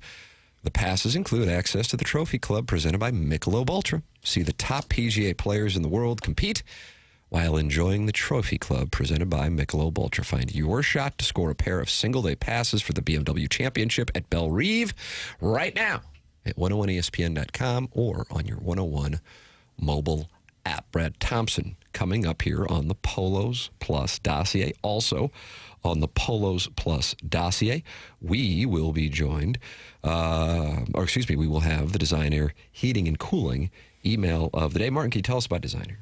I can't, Tim. Did business with Design Air last fall. Needed a new HVAC unit. First things first, you talk about what the options are. They spell that all out. Then you get the installation. Really just a professional operation. And I've already forgotten. Doug, who did I have? I had Joe and Joey. The Rugged Joe. Rugged Joe. Just a great team. They came in, got that installation done. Then we sat down, kind of walked through all the new options. A lot of bells and whistles available, new technology. And the great thing about Seth Goldcamp's team, they are up to speed on all of the great technology. The business has evolved since the early days of Design Air, more than a century ago, but the bottom line is still the same. And it's making sure you're comfortable inside your home, whether it's summertime with that AC, in the winter with the heat going. You want to do business with a company that's been around a long time, but on top of that, great employees. There is a difference when you work with Design Air. Sign up for a maintenance program. Do that at designairservice.com. And when they're inside your home, these are true professionals, not trying to sell you something you don't need. You can tell the difference with Designer. All of the employees, Doug's got adjectives attached to all of them. I'm just going to tell you, every employee there enjoys their job, and you can tell the difference. So when you're choosing an HVAC company, make sure you go with Designair online, designairservice.com. Email in Designair Heating and Cooling email today, the morning after at InsideSTL.com. That comes your way on the PolosPlus.com dossier at 9:45. Brad Thompson joining us coming up in the next segment. It's TMA 101 ESPN.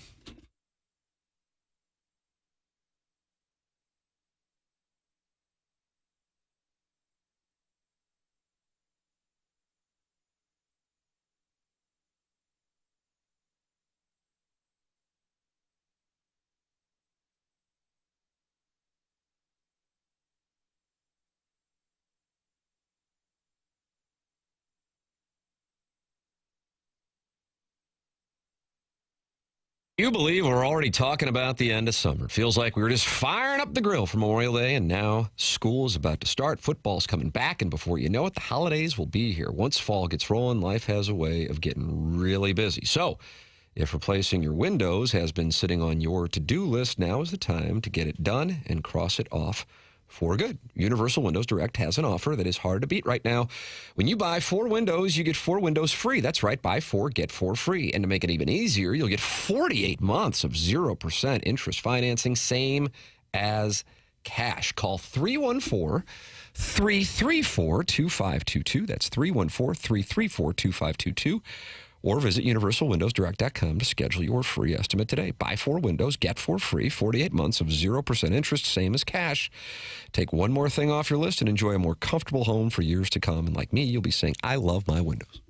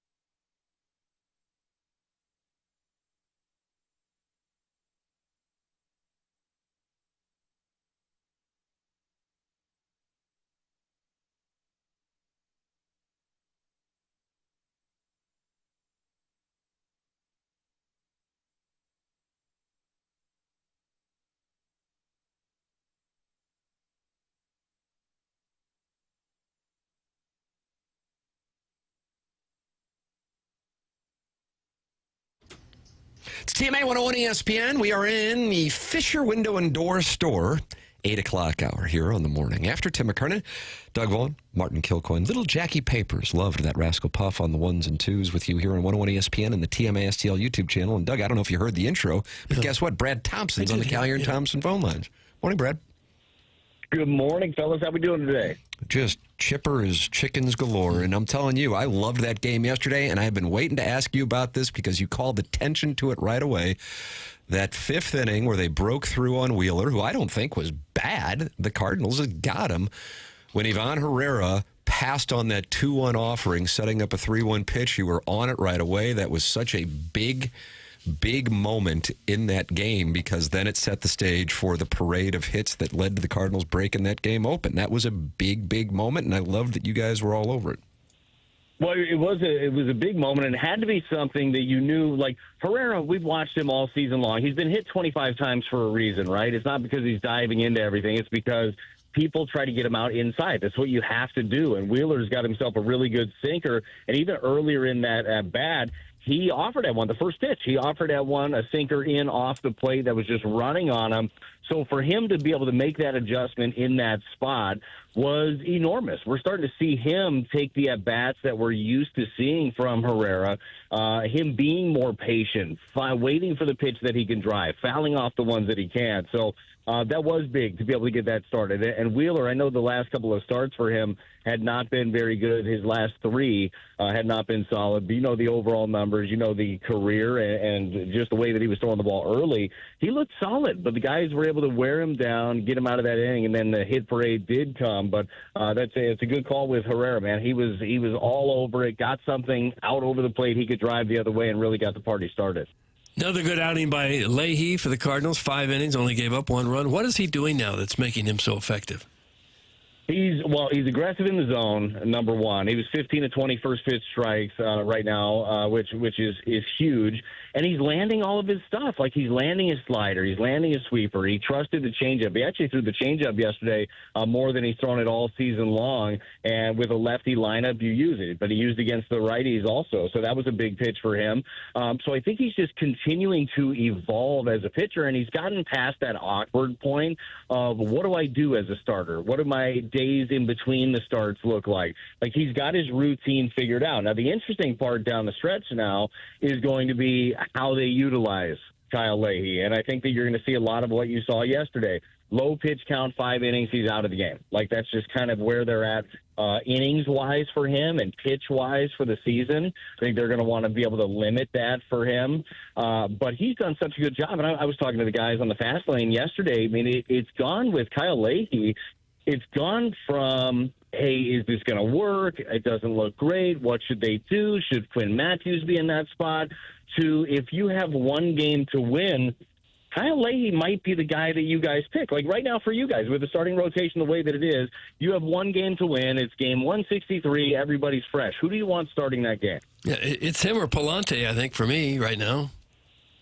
Yeah, I would agree. I would definitely agree. And Palante, another guy that has grown immensely this year and landing his secondary stuff as well. Like, Leahy is on your short list of a guy that can get some swing and miss and get the job done. So credit to him for putting in the work, and credit to the Cardinals staff for putting him in that position and giving him a long runway to find out truly what it is. Because if you are impatient, if you're reactionary to a handful of starts, then you're not going to see the Kyle Leahy that we've seen over the last 9 starts for him, which might be the best run in baseball. I'm not positive on this, but he's got an ERA of about 1.5 over his last 9 starts. So credit to him and credit to the organization for giving him the opportunity. And Brad, as flawed as the system might be for a team sitting around 500 to still be alive in the playoff mix, for this group here, and we talk all the time about a younger group, but for them to play some games and maybe feel a little bit of that pressure where the games do have meaning and, hey, we're still alive, I would think that that's going to have some benefit at some point, to just kind of, instead of just being 10 games under and, oh, well, it's a learning year, well, we're rebuilding, what are you going to do? I think that's probably good if they've got a little bit of pressure on them. I totally agree. And you know this, with a young team, it feels like there's always pressure. You'll hear me talk about it in a ball game when a reliever's in that doesn't give, a lot of chances, whoever it is, or a new guy up, or whether it's Gastelum, who's throwing the ball well, especially here as of late the last couple of times. But there's no such thing as low leverage for a young player. Everything feels like leverage because you're fighting for at-bats, fighting for innings, fighting for a job. But it's different when the games matter, when the situation matters, when the crowd can feel the energy and the sway of emotions. And then you kind of find out about each individual, and individuals actually find out about themselves of how they process it. Did the game speed up? What would I change? I think it's a great point, and one that I hope that we get the opportunity to see is, are they playing meaningful games down the stretch? The wild card, and I agree with you with the system. There is a lot of parity, and we'll use that word. There is a lot of it on both sides of baseball. And that can be a great thing, though, for a young team that is trying to figure out how to do it at the big league level, but they're also going to have to figure out how to win. Like, how do you win games? How do you play selfless baseball? Because that's what it takes when you're in the middle of a wild card race. So that pressure is going to be good for this group. Brad Thompson, our guest here on 101 ESPN and the TMA STL YouTube channel. You can watch our conversation on the TMA STL YouTube channel. Tim McKernan, Doug Vaughn, Martin Kilcoyne with you on the program. Little Jackie Papers on the ones and twos. Chairman Kurt filtering calls and emails here on the morning after. I take a step back to where things were on Monday night. And after, to their credit, in a game that, it's hotter than hell out there, you're playing a team that certainly has big-time motivation and expectations, and you're down 6-1. To their credit, they battled back and got themselves in a position where the tying run's 90 feet away and the go-ahead run's out there at second base, but they come up short. And then you're looking at Sanchez on Tuesday and Wheeler on Wednesday. And I don't know how many people around town, Brad, are sitting there thinking playoffs, really thinking playoffs. But at that point, it's like, okay, good chance they're going to lose at least one of those, maybe two of those. And by the time they get to Chicago, probably 5-6 games back of the third wild card. And to their credit, you have Palante going up head-to-head with Sanchez and Lay going head-to-head with Wheeler, and they win both those games. And looking in the dugout, or looking at Perea when he makes that catch, or Stanek when he comes off the mound, or the boys in the fifth inning yesterday, I sense that there's reinvestment and maybe relief that the deadline's over, and the energy is back. I don't know if I'm reading too much into it because I'm hopeful, but that's how I see that. And I'd kind of moved on after Monday night. How do you see it, and do you know anything from behind the scenes? Well, I do know that for a lot of the guys in that room, there were rumors swirling about a lot of them, and one of them, we talked about, and I know that Oli joked about his conversation with Alec Burleson of pulling him into the office in New York and shaking his hand, looking at him, and then saying, hey, you're staying. And then he went on to hit 3 home runs. Maybe he should do that more often with some of the guys. But there is some of that relief, certainly, in the room. But the energy, for me, has remained a constant around this club. And I do think that a lot of it is just the youthful group. It's been a talking point throughout the season, but it really has become even more and more true.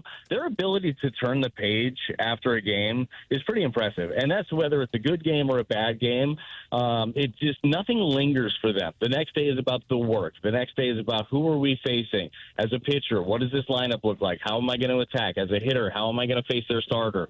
What do the relievers look like? What does my lane look like? They do a really good job of just being prepared. So that part of it, like the energy and the excitement, has been there, I feel like, all season long.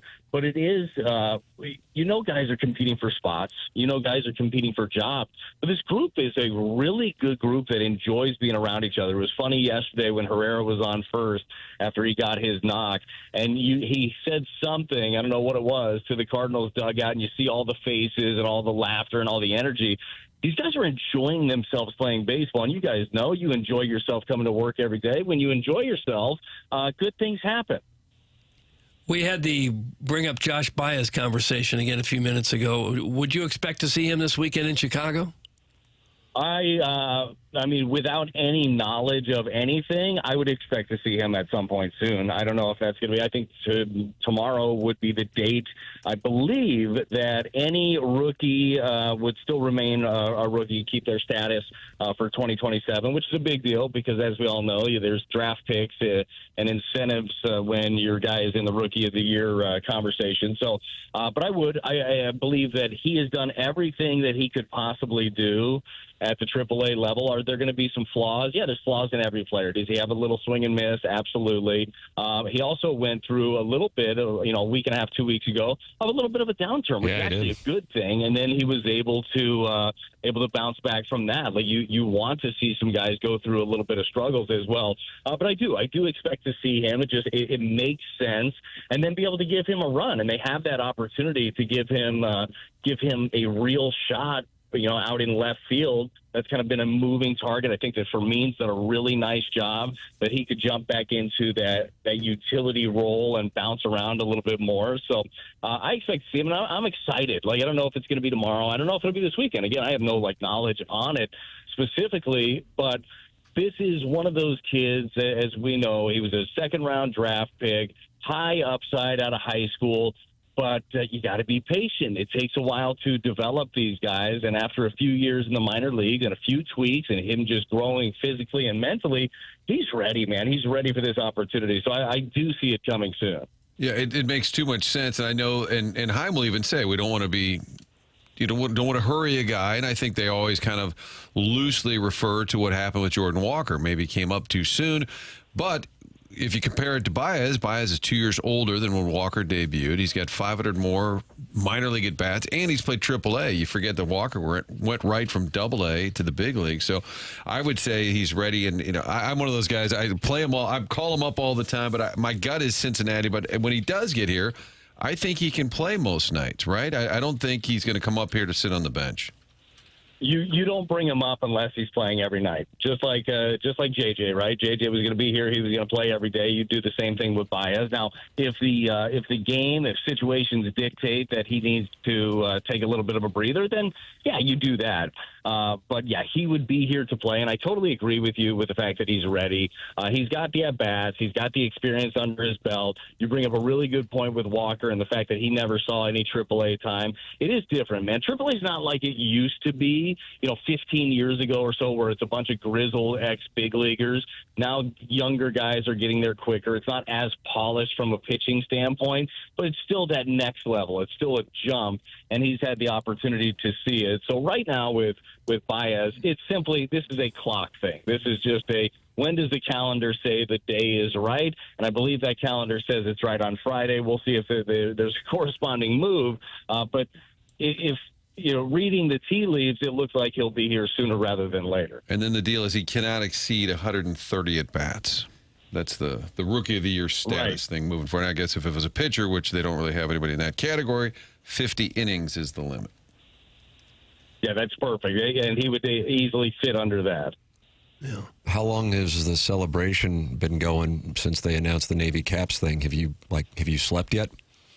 I have slept, but guys, I know you were at the forefront of this. You were pushing this for a long time. I also know you had Anook in studio the other day to talk about this, to go through it. It's a big deal, guys. I'm in. I think that this is something that it's right. The people have spoken. What was it? Over 15,000 people chimed in on this, and it was around 80-ish%, if not more than that, that wanted the Navy Caps on the road. I think it makes sense. I think the Cardinals will do nothing but win in Navy Caps, and nobody's going to be upset. Wow, so they'll win tomorrow and win on Sunday, but they'll lose on Saturday because they'll have the victory blue and the red hats. You know what? Actually, hoping they win that one, because that'll be the lone one on Cardinals TV.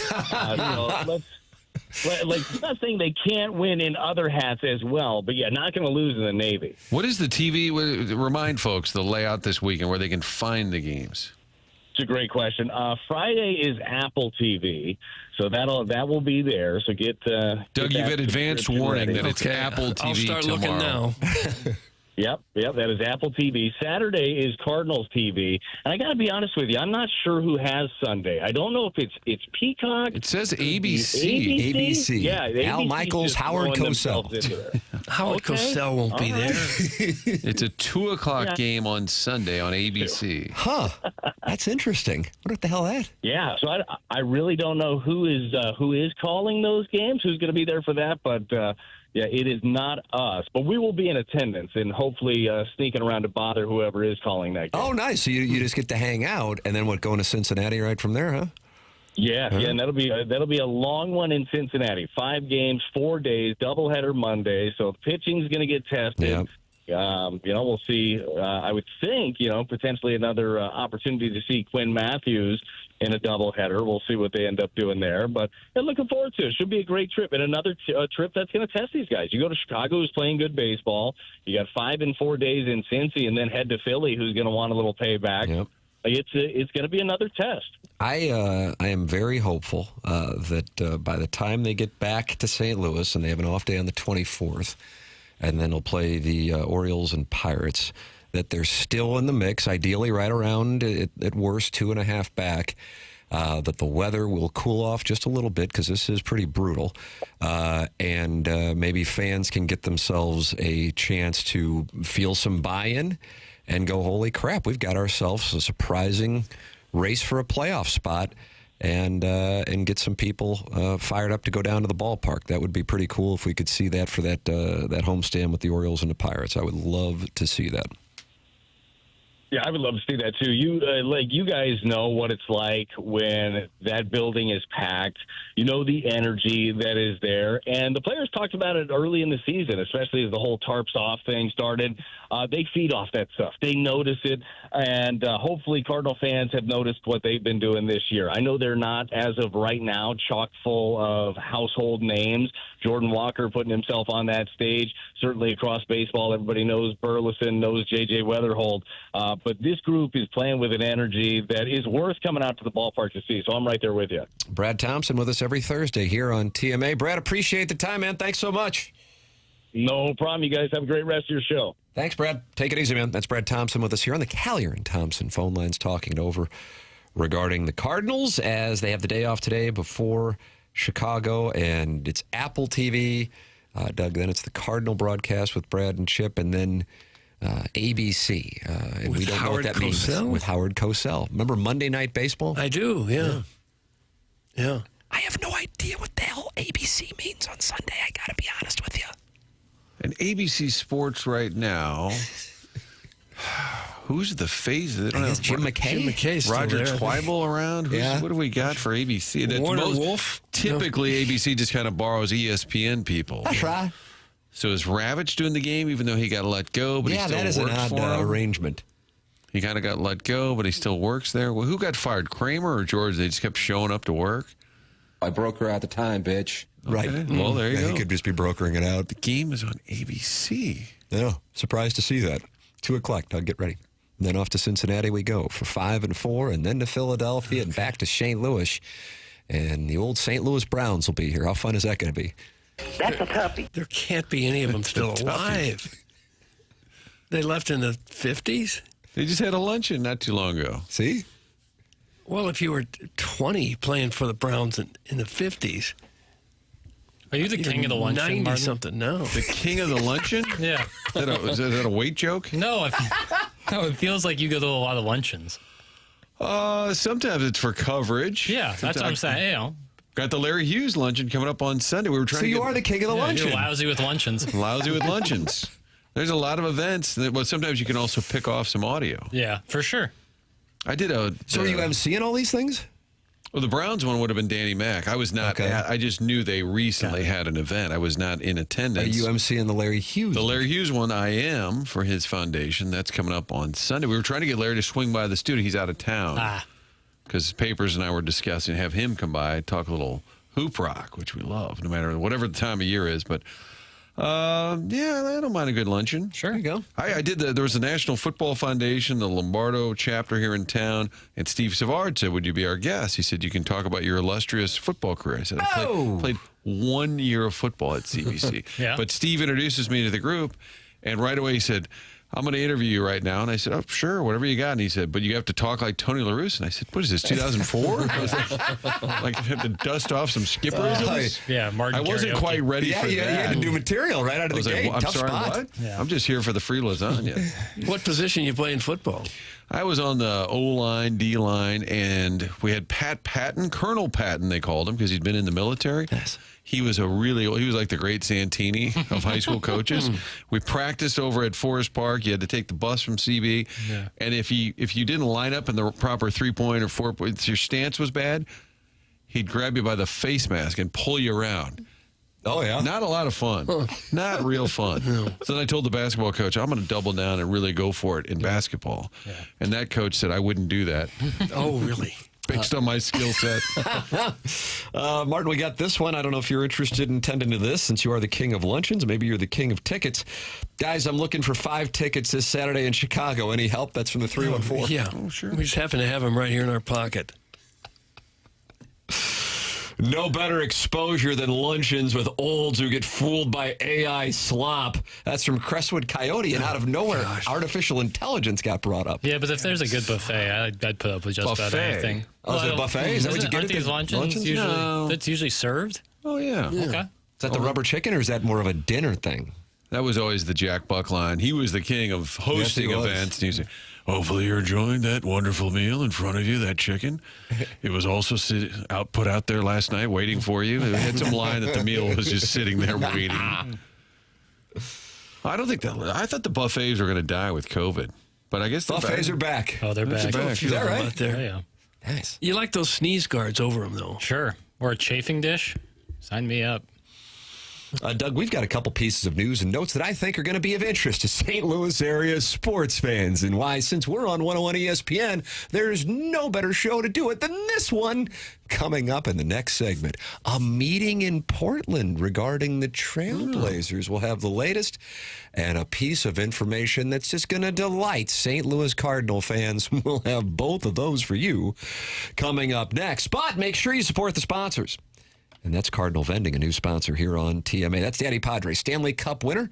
Started Game 7. Binnington eventually replaced him, but Daddy Padres' company is Cardinal Vending. Family-owned and operated, with 3 generations working in the business, proudly serving the St. Louis area since 1987. You go, okay, what do they do? No problem. Here's the answer. If your office break room could use an upgrade, that's where Cardinal Vending can help you out. It's no longer just traditional vending machines. Cardinal Vending offers full-service vending, modern self-checkout micro markets, AI, smart coolers, and premium office coffee service. Biggest thing, I think for a lot of people now, more conscious of what they're eating and don't want to just eat some garbage at lunch. What they can provide is fresh salads, wraps, sandwiches, fresh fruit, protein snacks, healthier options. Plus, if you want the garbage, you got it. All your favorite beverages and snacks. They handle everything for you, from installation and setup to stocking, maintenance, and ongoing service. It's Cardinal Vending, cardinalvending.net. I have seen what they do, and it is great. I would highly recommend getting it in your workplace. Cardinalvending.net, 636-343-8866. That's cardinalvending.net. The program's called The Morning After. It's presented by Brown & Crouppen on 101 ESPN and the TMA STL YouTube channel.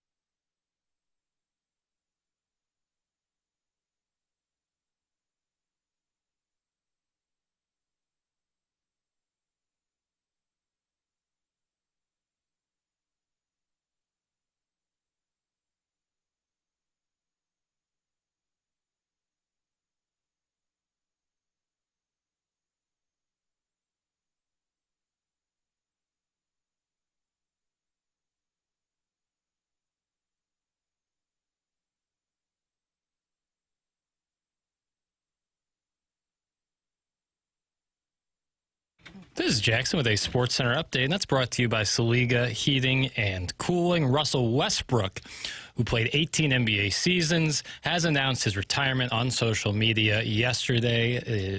Russell Westbrook shutting it down. 7 teams, 18 NBA seasons. That was another Sports Center update brought to you by Saliga Heating and Cooling, a Daikin heating and air conditioning dealer.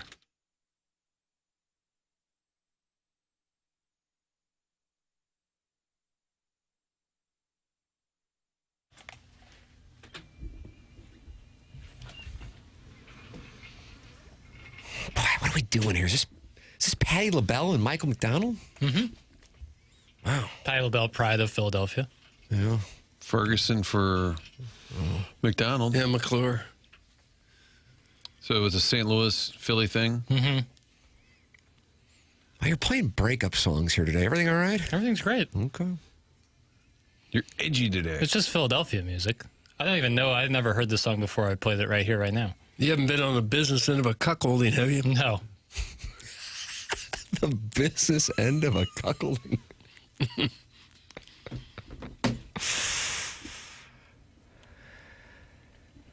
A lot of these kind of R&B singers seem exclusively to play breakup music, so it's kind of tough. Like Boyz II Men, all their biggest songs are, well, I guess On Bended Knee wouldn't be, but The End of the Road certainly is. On Bended Knee is absolutely a breakup song. Is it? Oh, okay. Well, point proven. What about I'll Make Love to You? What about That one's a little different.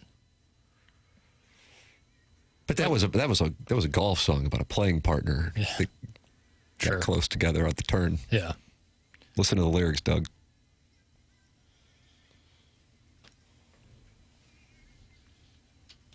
These are dulcet tones, aren't they? Yeah.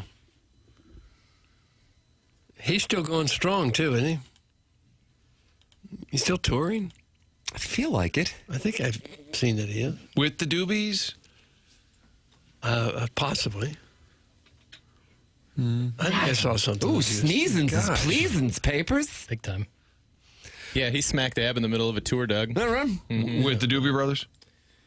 It doesn't say. It just says Michael McDonald. Okay. Yeah, we'll be there. He'll be at the Hollywood Bowl tonight in L.A. Oh, God bless. That's big time scene there. Oh, with the special guest, the Doobie Brothers. Interesting. How old is he now? It's just I was going to do 78. I was going to make the play at 78. You think it's too high? You're going under, it sounds like. Feels just a tick high. Yeah, I feel like he's maybe 74-ish. 6, maybe? Well, there's no way to know. No, there's no way to know. No way to look. By the way, Guns N' Roses, what do you think? Ticket sales. I got a number for you. What do you think the ticket sales? Guns N' Roses Sunday night, Busch Stadium. Oh, wow. What do you think? I guess we can answer the Michael McDonald question first.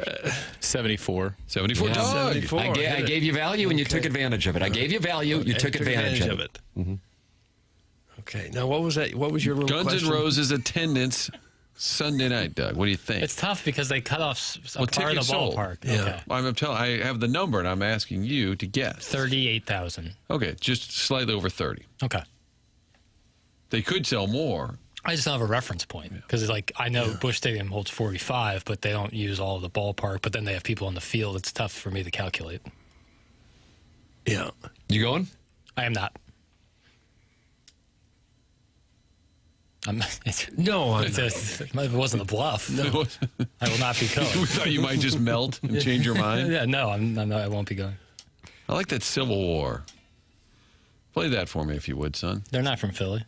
Motown Philly. Well, the Phillies are gone. I know, but it was an ode to Philadelphia. Why? And it's unlike me to abandon an idea I had earlier in the program. When you occasionally just have a... What's the theme? Whatever. My favorites. Just jams. Bangers only. You got That's Mark- going to become a Friday tradition. Now, Mark Knopfler's sailing to Philadelphia is a little too... What's the Is that song you Mark want? Civil War? Knopfler or is that Dire Straits? No, Mark Knopfler has a song called Sailing to Philadelphia, but it's not as But you want upbeat. Guns N' Roses Civil War? Civil War, or maybe Okay. tomorrow you can do No, your I'll do it. GNR I'll play it Friday. I today. don't- It's your show. No, it's It not. is. Would the People's Rocky show. theme count as Philadelphia music? Yes. Okay, well, don't Bill yell at me. I Conti? just asked. Bill Doggone Conti. it. Bill Conti. Sorry, it's Martin's tone that's got me all This guy. sorts Well, of the bent Alliance out of was shape. back together in the Healthcare Revolution 7 o'clock hour, gone by the Well, Mark Hanna Evergreen Will Strategies 9 o'clock. I complimented his shirt, and I do love the Polos plus Columbia quarter zip there, but it felt like that was a message being sent too. It's like, oh, you like the shirt? We'll cover that up. You don't That get to is see it. interesting. Yeah. You like my boy cleavage? Now you can't see it no more. You are showing off a decent amount there, Tim. Thank you. plunging neckline, as Doug would like to say. You like that, Doug? That's a plunging neckline? Don't you think? I mean, it's a lot of... See my little boy chest? Yeah. Okay. Is that name taken? My little boy chest? Plunging with that. That's a and, good one. that and plunging neckline. Yeah.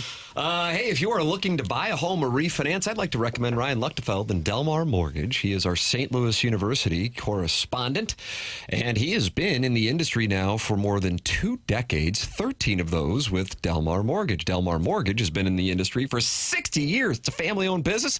It's who I work with. It's who I recommend you work with. Ryan, though, gives out his personal number, 618-593-3608, 618-593-3608. Call or text that number right now. If you're looking to buy a home, you're looking to refinance, I've worked with him, so I now can say firsthand how easy the process was. Delmar Mortgage, Ryan Luchtefeld, 618-593-3608, or go online at delmarmortgage.com. Doug, I'm going to give you a little Lifetime Roofing lead, except in the 9 o'clock hour. Do you want an update on the Portland Trailblazers? Do you want an update on some St. Louis Cardinal news? Shh. How about Portland Trailblazers? Oh. I don't dance now. Market. Stiefel.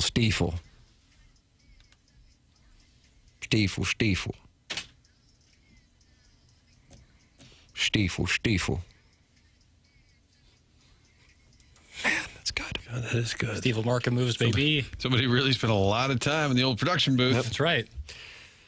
Just a brand new story here written by Jason Quick of The Athletic. From the outside, it appears the Portland Trailblazers are on the verge of accepting a substantial publicly funded arena renovation package in exchange for a long-term commitment to the city of Portland.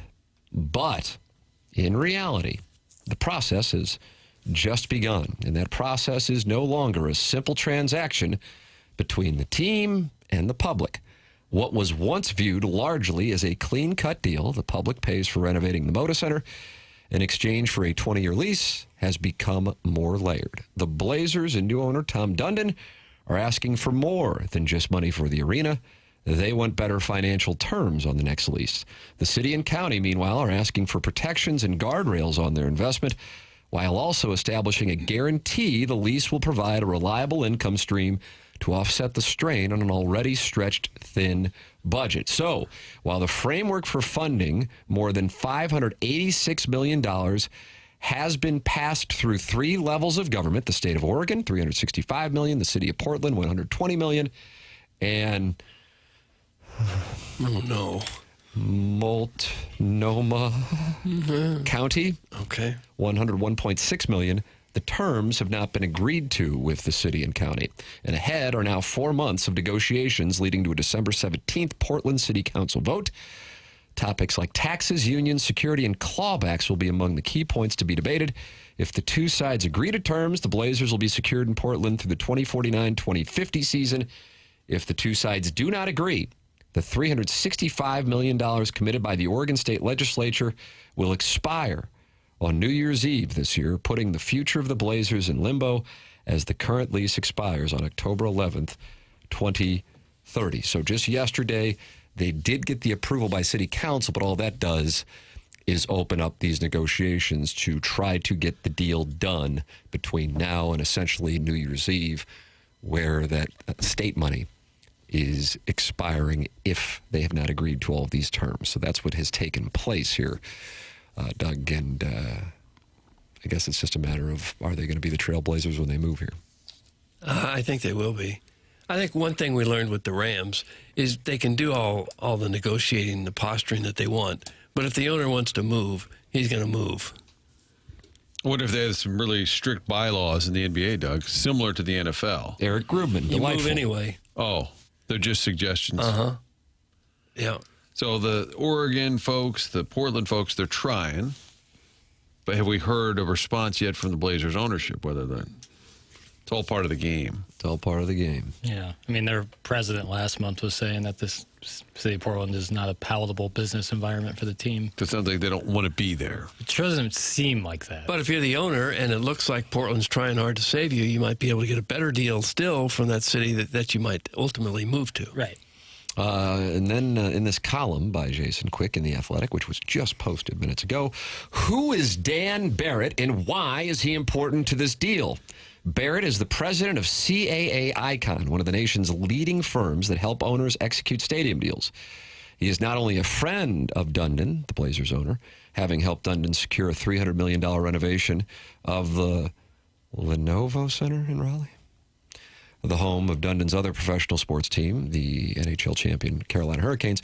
Barrett was also employed by the Blazers to help with the Moda Center renovation project and spent months working with city and state officials. But in May, he was among the company-wide layoffs that were announced after Dundon took over March 31st. City executives were stunned by his sudden absence, which they say stunted progress in talks. Both team and city officials said there have been rumblings that Barrett could be brought back to help get the project over the finish line, but a Blazers spokesperson said Tuesday he was unaware of any such plans. Still, it's worth keeping an eye on. If Barrett does return, it will show an increased seriousness by the Blazers to get a deal done. So that is where things stand after the vote yesterday in City Council, and now it opens up the doors for 4 months of negotiations as they have to get something agreed to by December 31st, or that $365 million that the state of Oregon have committed will expire.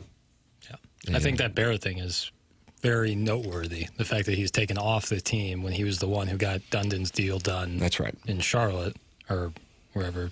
Raleigh. Because if he's your guy that gets those Right. deals done and then you eliminate his job, you're like, I don't want to get a deal done. I really would have a hard time believing, I guess it could happen, that you would have a team in Raleigh and a team in Charlotte. Agreed. You agree with that? Yes. That would not make a lot of sense to me for both Dundon and the NBA.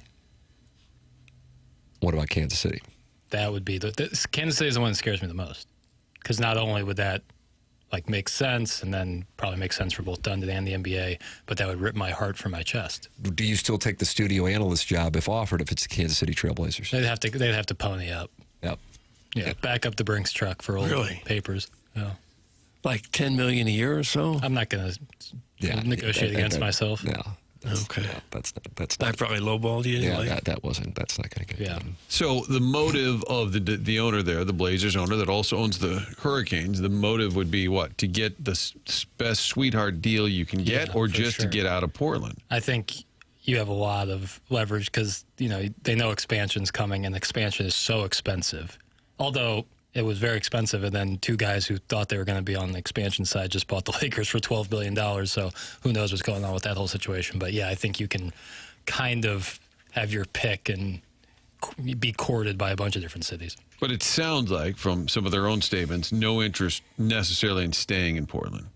It doesn't feel when like they talk about the climate, the town. Yeah. It seems like a good NBA town. Yeah. So if they throw enough money at you, would that be a reason to stay, or is it not even really about the arena and who pays for it as much as it is this market we feel we need to get out of? Right.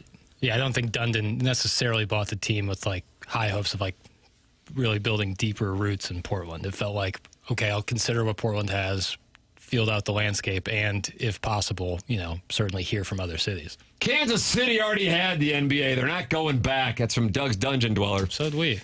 What makes you say that? The Hawks. Bob Pettit. Mm-hmm. Cliff Hagan. Don't sleep on Zelmo Beatty. Well, maybe they forgot about that. Yeah. Draymond Green sure did when he pointed at the St. Louis Hawks championship banner and said that's an ABA team. What really hurts is right after the Hawks moved, they got Pete Maravich. Yeah. And Spud Webb. Pistol Pete. Yeah. Dominique Wilkins. Yeah. Do you like those 60s, 70s Hawks uniforms, the blue and green ones? Remember those? I don't really remember. Okay. Well, St. Louis Hawks uniforms? Good talk, Rusty.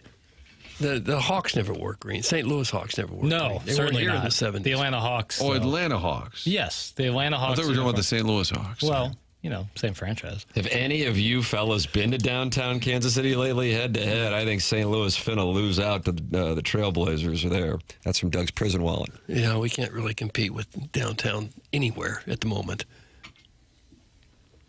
Why do you say that? But it does, when an owner says some disparaging things about the city he's in, usually that's a pretty good sign that he's going to leave. I don't think Tom Dundon said that. I think it was the president of the team, Dwayne Haskins. But we have not seen a situation in which the owner says nothing and then has a henchman. Wait a minute. Do we have a new Smithers?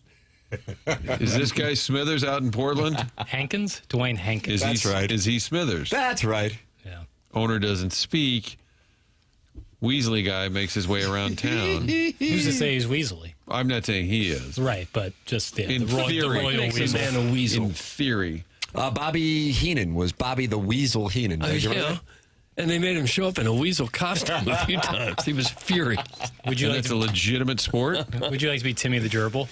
Yes. Yeah. Tim the Gerbil McKernan. Has Adam Silver weighed in at all? I wonder if they would like to keep a team there. He seems to like movement. Well, yeah, I think he's. I don't think we've heard anything from him. A little bit of movement keeps everybody getting better deals in the cities they're in. Right. Plus, he's got 2 expansion teams on the doorstep. One of his charter franchises just sold for $12 billion. They just asked the Seahawks new owner if he was interested in bringing an NBA team. He said, I prefer the NFL. Not an NBA guy. But isn't Seattle getting a team? Likely, yes. But apparently there's no owner in place that's buying it. Well, I think because again, Kushner and Iger were certainly guys that they looked at Vegas being on the Vegas expansion side, but now I think both seats in Vegas and Seattle. And it's a small group of people that can write that check. For sure. Guys, I think Chaffetz needs to get the Blazers here for an exhibition game or neutral site game during the season to see how the local fans react. That's from the never-ending wipe. You think one preseason game would be all he needs to see? God, I bet the fans in Portland would love that. Yeah.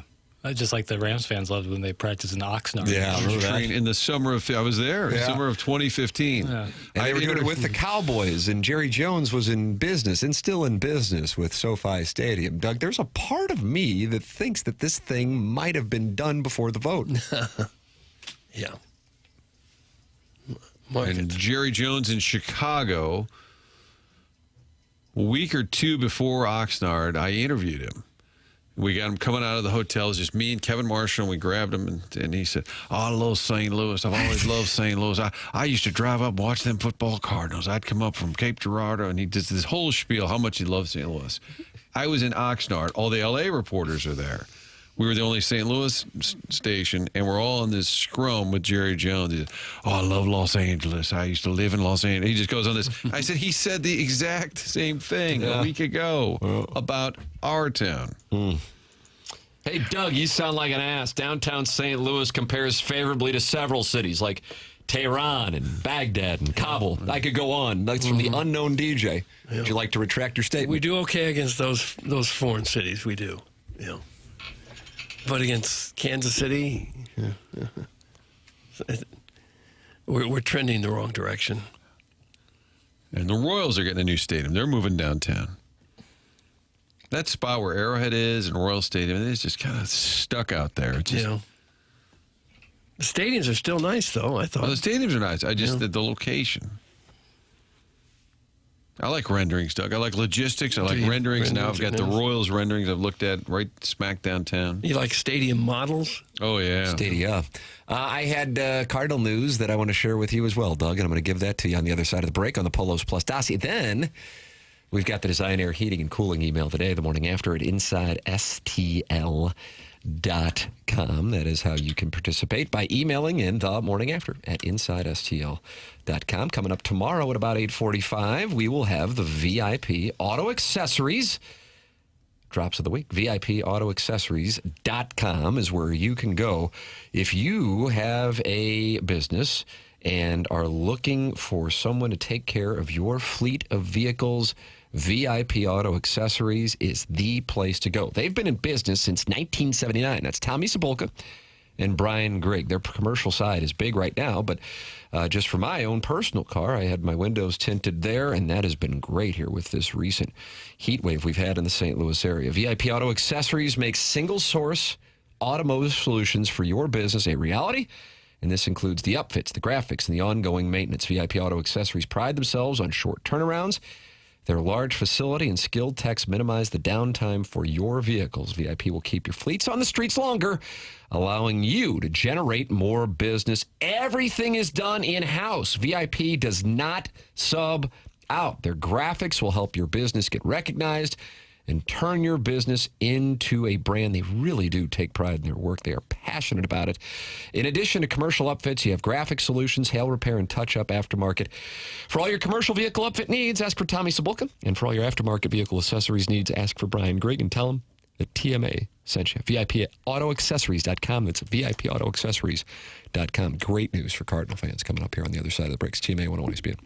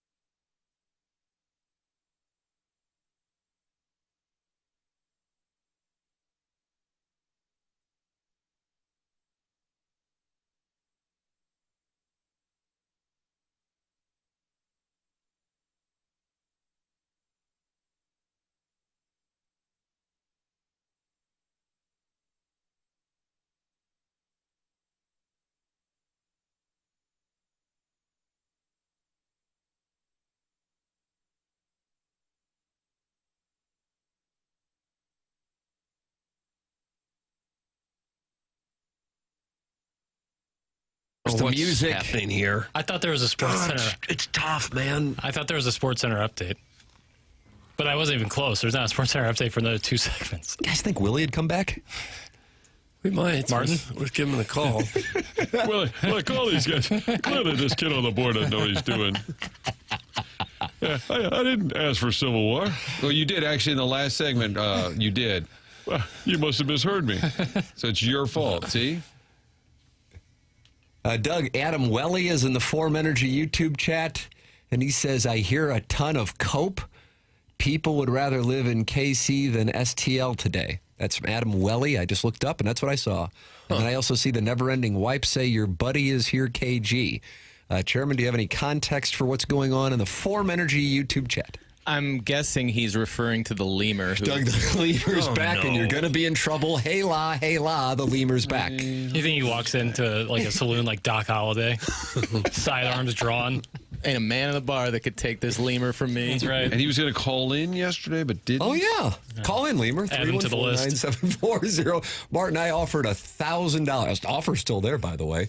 $1,000 for hate mail. The problem, the thing that we haven't been able to get it is because you have to use your real actual email address. And nobody would do that for $1,000. But you got to be able to upset me, and I don't know if I can get there anymore. When we were working together in 2004, anything could upset me. Live wire, Doug. Live wire. Really? You're frisky. Yeah, I don't know what the hell is going on. I think we have audio of Tim in 2000. I think they're going to win this weekend wearing those blue caps. That's right. That's exactly. Team McKernan inside STL.com if you want to try your hand, but to try not to use your AOL or Hotmail burner. We got the designer heating and cooling email of the day coming up, and then we also have news and notes here, Doug, that I think is going to delight you. What's that? I think you're going to like this. Well, I hope so. Did you see Baseball America yesterday, brother? I did not. Oh, then you're going to be delighted because you're going to learn about it. Martin, my guess is you know about this. I did see that. Okay. Here you go. Baseball America. I'm reading from redbirdrant.com. Okay. Tribute to redbirdrant.com. Baseball America does arguably the best independent prospect analysis in Major League Baseball today. And they just ranked the St. Louis Cardinals farm system as the second best in the sport, just behind the Tampa Bay Rays. How about that? Right ahead of the Brewers. Brewers are 3, Cardinals 2, Rays 1. The Cardinals, per redbirdrant.com, and the author, Josh Jacobs, have taken huge strides in the talent that they have at their disposal, and even more importantly, in how they developed the talent over the last year and a half. Back in September 2024, anonymous sources within the organization were sounding the alarm about just how bad things had gotten in terms of player development. That was the Katie Wu story, Martin. You remember that one? Talking about late in that season. Yes. And now, just 22 months later, they may be one of the very best in the sport. How about that? How's that make you all feel? Makes me feel great. There you go. Those Brewers are still a problem, though, if they're hanging there right there with the Cardinals. Because the Brewers have been slapping the Cardinals around for 4 or 5 years now. 3 or 4 anyway. Shove the dreams up your ass. Does not want to go to Iowa. Nope. So I think they were, what were they, like 5th or 8th at the beginning of the year, and then they've added more minor league talent with the recent trades. But I think if you go back about a year and a half, 2 years, they were in the bottom 3rd. Mm-hmm. So in a short time, with all these trades, veteran players, they've been able to replenish. And again, some of those guys are not going to work out. You hope that a handful of them diversify your portfolio. I think it's 14 total players acquired since last offseason. Minor league players. And so you figure maybe 5 or 6 of those will be major leaguers? And maybe 2 or 3 real difference makers, you hope? That'd be nice. I am a bad boy, and I'm testing things. And we're testing the minor leaguers. That's correct. Well, and Baez wasn't even around. He's only been there for a year or 2 now, right? I think he's been in the system, but I don't think he was as highly regarded. I think his stock has shot up a ton in the last year and a half. Yeah, sometimes guys that young, they're still growing. Yeah. New Jersey native? Well, was he born there? I think so. But he's Dominican. Right. Or is he from Boston? That sounds that. Yeah. Absolutely no way to find out. Well, I think he moved. I think he was born and then moved. Born in Boston. But was raised in the Dominican. Yeah. And I think moved to Santo Domingo as an infant. Like Albert, born in Kansas City, but moved. But then he moved back to Boston to Dorchester when he was in 6th grade. Could have been on the show. We had the picnic table. We were right there. Speaks English. When he moved back to Boston, he knew no English and had to use Google Translate to communicate. I really wanted to interview Prieto yesterday just to ask what it was like because they were kind of having fun with him. He didn't speak English. It's just bad TV, the translator. That's like our guy Gastelum who loses the extra inning games. He has to go through the translator. The ugly American because it's just not good TV. Does that make me the ugly American? It looks fine in I think print. you're a great American. I think you're a patriot, actually. Thank you. Looks better in print. But Prieto got the hit, Doug, and then everything started rolling from there. The magical fifth inning. Yeah, that's nice. The Fab Four did their job at the top of the line. I like that Doug. Fab Four. Rest in peace, Dan. How about that? Who was resting? Stan Musial had to do Stan. with it. Oh, okay. Stan got dragged into this. Release the Hoosier and Baseball America will rank us number 1. Doug, that is on the TMA_STL Instagram account. Nook Karunaratne in studio with us yesterday. Not just talking the process to arrive at the Navy Caps on the road, but Doug, you were able to finally propose your promotional idea. Release the Hoosier. We were sitting on a gold mine here. I kind of think you are. What they're waiting on. Yeah, he didn't seem to be. He didn't say no. No, he didn't. I think if he overreacts to how much he loves the idea, then you're going to expect the same kind of compensation Jackson expects to become the voice of the Kansas City Trailblazers. Sometimes they don't want to hear your ideas because they may have been thinking on their own. And then if they hear your idea and they implement their own idea, they might get sued. La, la, la, la, la, la, la. Yeah. Kind of idea. Yeah, that's probably what's happening here. I concur. That's the only likely solution. It's already been in the works down there, and now Doug's, oh, God, he's going to think we took it from him. They already have the branded lockbox, which they'll put the Hoosier in. Release him. Get him. So the whole crowd will yell, get him! He'll be rabid and like barking in the cell waiting for them. A barking Hoosier, Doug. Waiting for them to pull the ripcord so that the box opens. But they're going to do release the GIMP just to mix it up so it's not. So it's not. Doug, I know you spend a lot of time in the comments section. Your idea was mostly lauded. Yeah. But one gentleman was really, really unhappy with you. Oh, no. What did he say? Sorry, Doug. I have enjoyed your perspectives on the world for years, but this is offensive. Name calling does not look good on you. Oh, how does that Who am I feel? calling names? Got to tell you, I don't check the comments, but I'm going to go see what the word is. You might have need to to hit that hidden voluntarily. comments, Nobody's but I didn't grabbing hide you it, out of by the way. stands and No. declaring you're a It's a Hoosier. volunteer position. And then you release him. Get him! That's what everyone yells. And then you taser him, frankly. I just think people would enjoy it. gatekeep. So they would volunteer for this. Well, yeah, you couldn't force Whoever someone this guy to do is, it. he has like 3,000 followers. His name's Shutter Doug. I'm gaslighting you.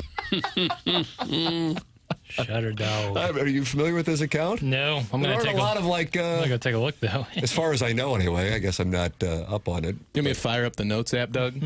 You want to do an apology? No.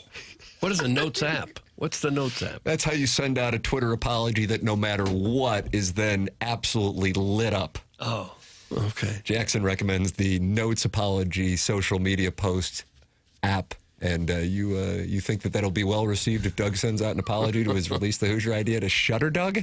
Doug to Shutter Doug. Shutter Doug. He did say sorry. They said sorry, Doug. He felt bad that he had to make this announcement. Oh, okay. He didn't That's like the hilarious. idea. Doug upset a Hoosier. That's from Mr. Seawalk in the Form Energy. Yeah, you'd probably have to be a Hoosier to be upset by the name call. Right. Yeah. So now you're calling Shutter Doug a Hoosier. Doug He's got protest. 3,000 Instagram followers. I don't know who he is. Maybe this Let's see how many guy. he's following. He's big in the Hoosier community. He follows like 7,800. Yeah, there's your answer. So that's the trick to get your high. Yeah. Really? Well, you're talking to me like I. Well, because follow back. It's so easy to hit it's like, oh, this So guy that's the followed. game. Yeah. Really? Yeah. When someone's following like twice or three times as many people as they have followers, they're looking, they're in the self-promotion business. So you're telling me that John Daly didn't really want to read my takes when he followed me on Twitter? Let me see how many he's cut. I don't know if he probably doesn't run that, if I had to guess. I think that's a tight read. Joey Batista went on a follow spree, and I think he's Joey Bats? Oh, he follows everybody. Yeah. Absolutely everybody. And John Cena did it for a while, too. You feel all special for a minute, then you realize everybody got the follow. John Daly follows 117,000 people. Oh, God. Doug, I'm starting to feel less special. How many does Joey Bats follow? Jose Batista? Yeah. Jose Batista. Yeah, he hit the bat flip. And he got punched, too, didn't he? Yeah, he did. Clean. Oh, my God. He follows 760,000 people. Doug, I'm starting to feel less special. 750,000 people he follows. Who's got time to hit the button that many times to follow people? Another situation where he might not run as What would his feed look like? Just every quarter second. Yeah, it'd be impossible. Playing that Navy Caps on the Road song from yesterday was so cringe. Yikes. Doug, that's from Doug's work husband. Chairman Kurt, would you like to address Doug's work husband? You know what? I'm the man in the arena, and he's the man watching me in the arena. So. Ah! I am the storm. You took that from Teddy Roosevelt, didn't you? Probably. I don't know. Yeah, that's what he said about the man in the arena. Nice reference. Thanks, Doug.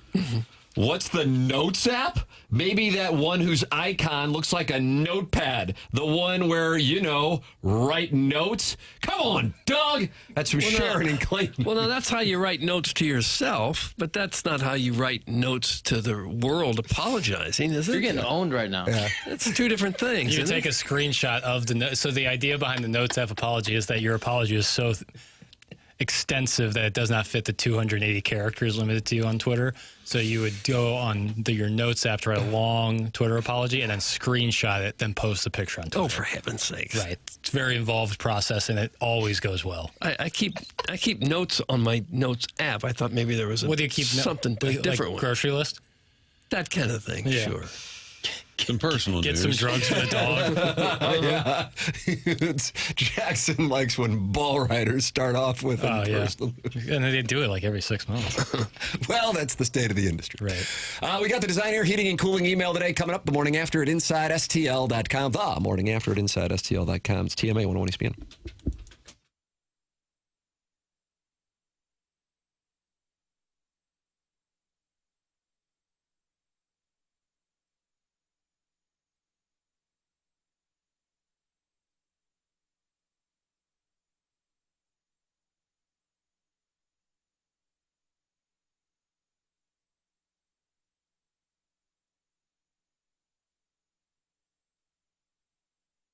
AutoLoanPro.com, website we've been talking about for a while. Hopefully the word has spread that if you need a car and you're not sure what your situation or circumstance will allow for, this is what they do. It's their specialty. Little to no money down, best rates possible. That's what AutoLoan Pro is all about. They are part of the Lita family, and the website not only has the vehicles that you can pick out, but also the free playbook put together to help educate you on how the credit industry works. So fix your credit, get your car, get your life back on track. Anyone can tell you a car takes a pro to do it right. It's a large purchase, financing, you're a little messy, a little complicated. This is what they do. Sort it out, working with over 50 different lenders, not vendors. There's a difference. That's how they get the absolute best rate possible. So in the market for a new vehicle, not sure what you can get approved for. This is what they can do at AutoLoanPro.com. Jim Olive put that free playbook together. Robert Thomas, friend of the program as well.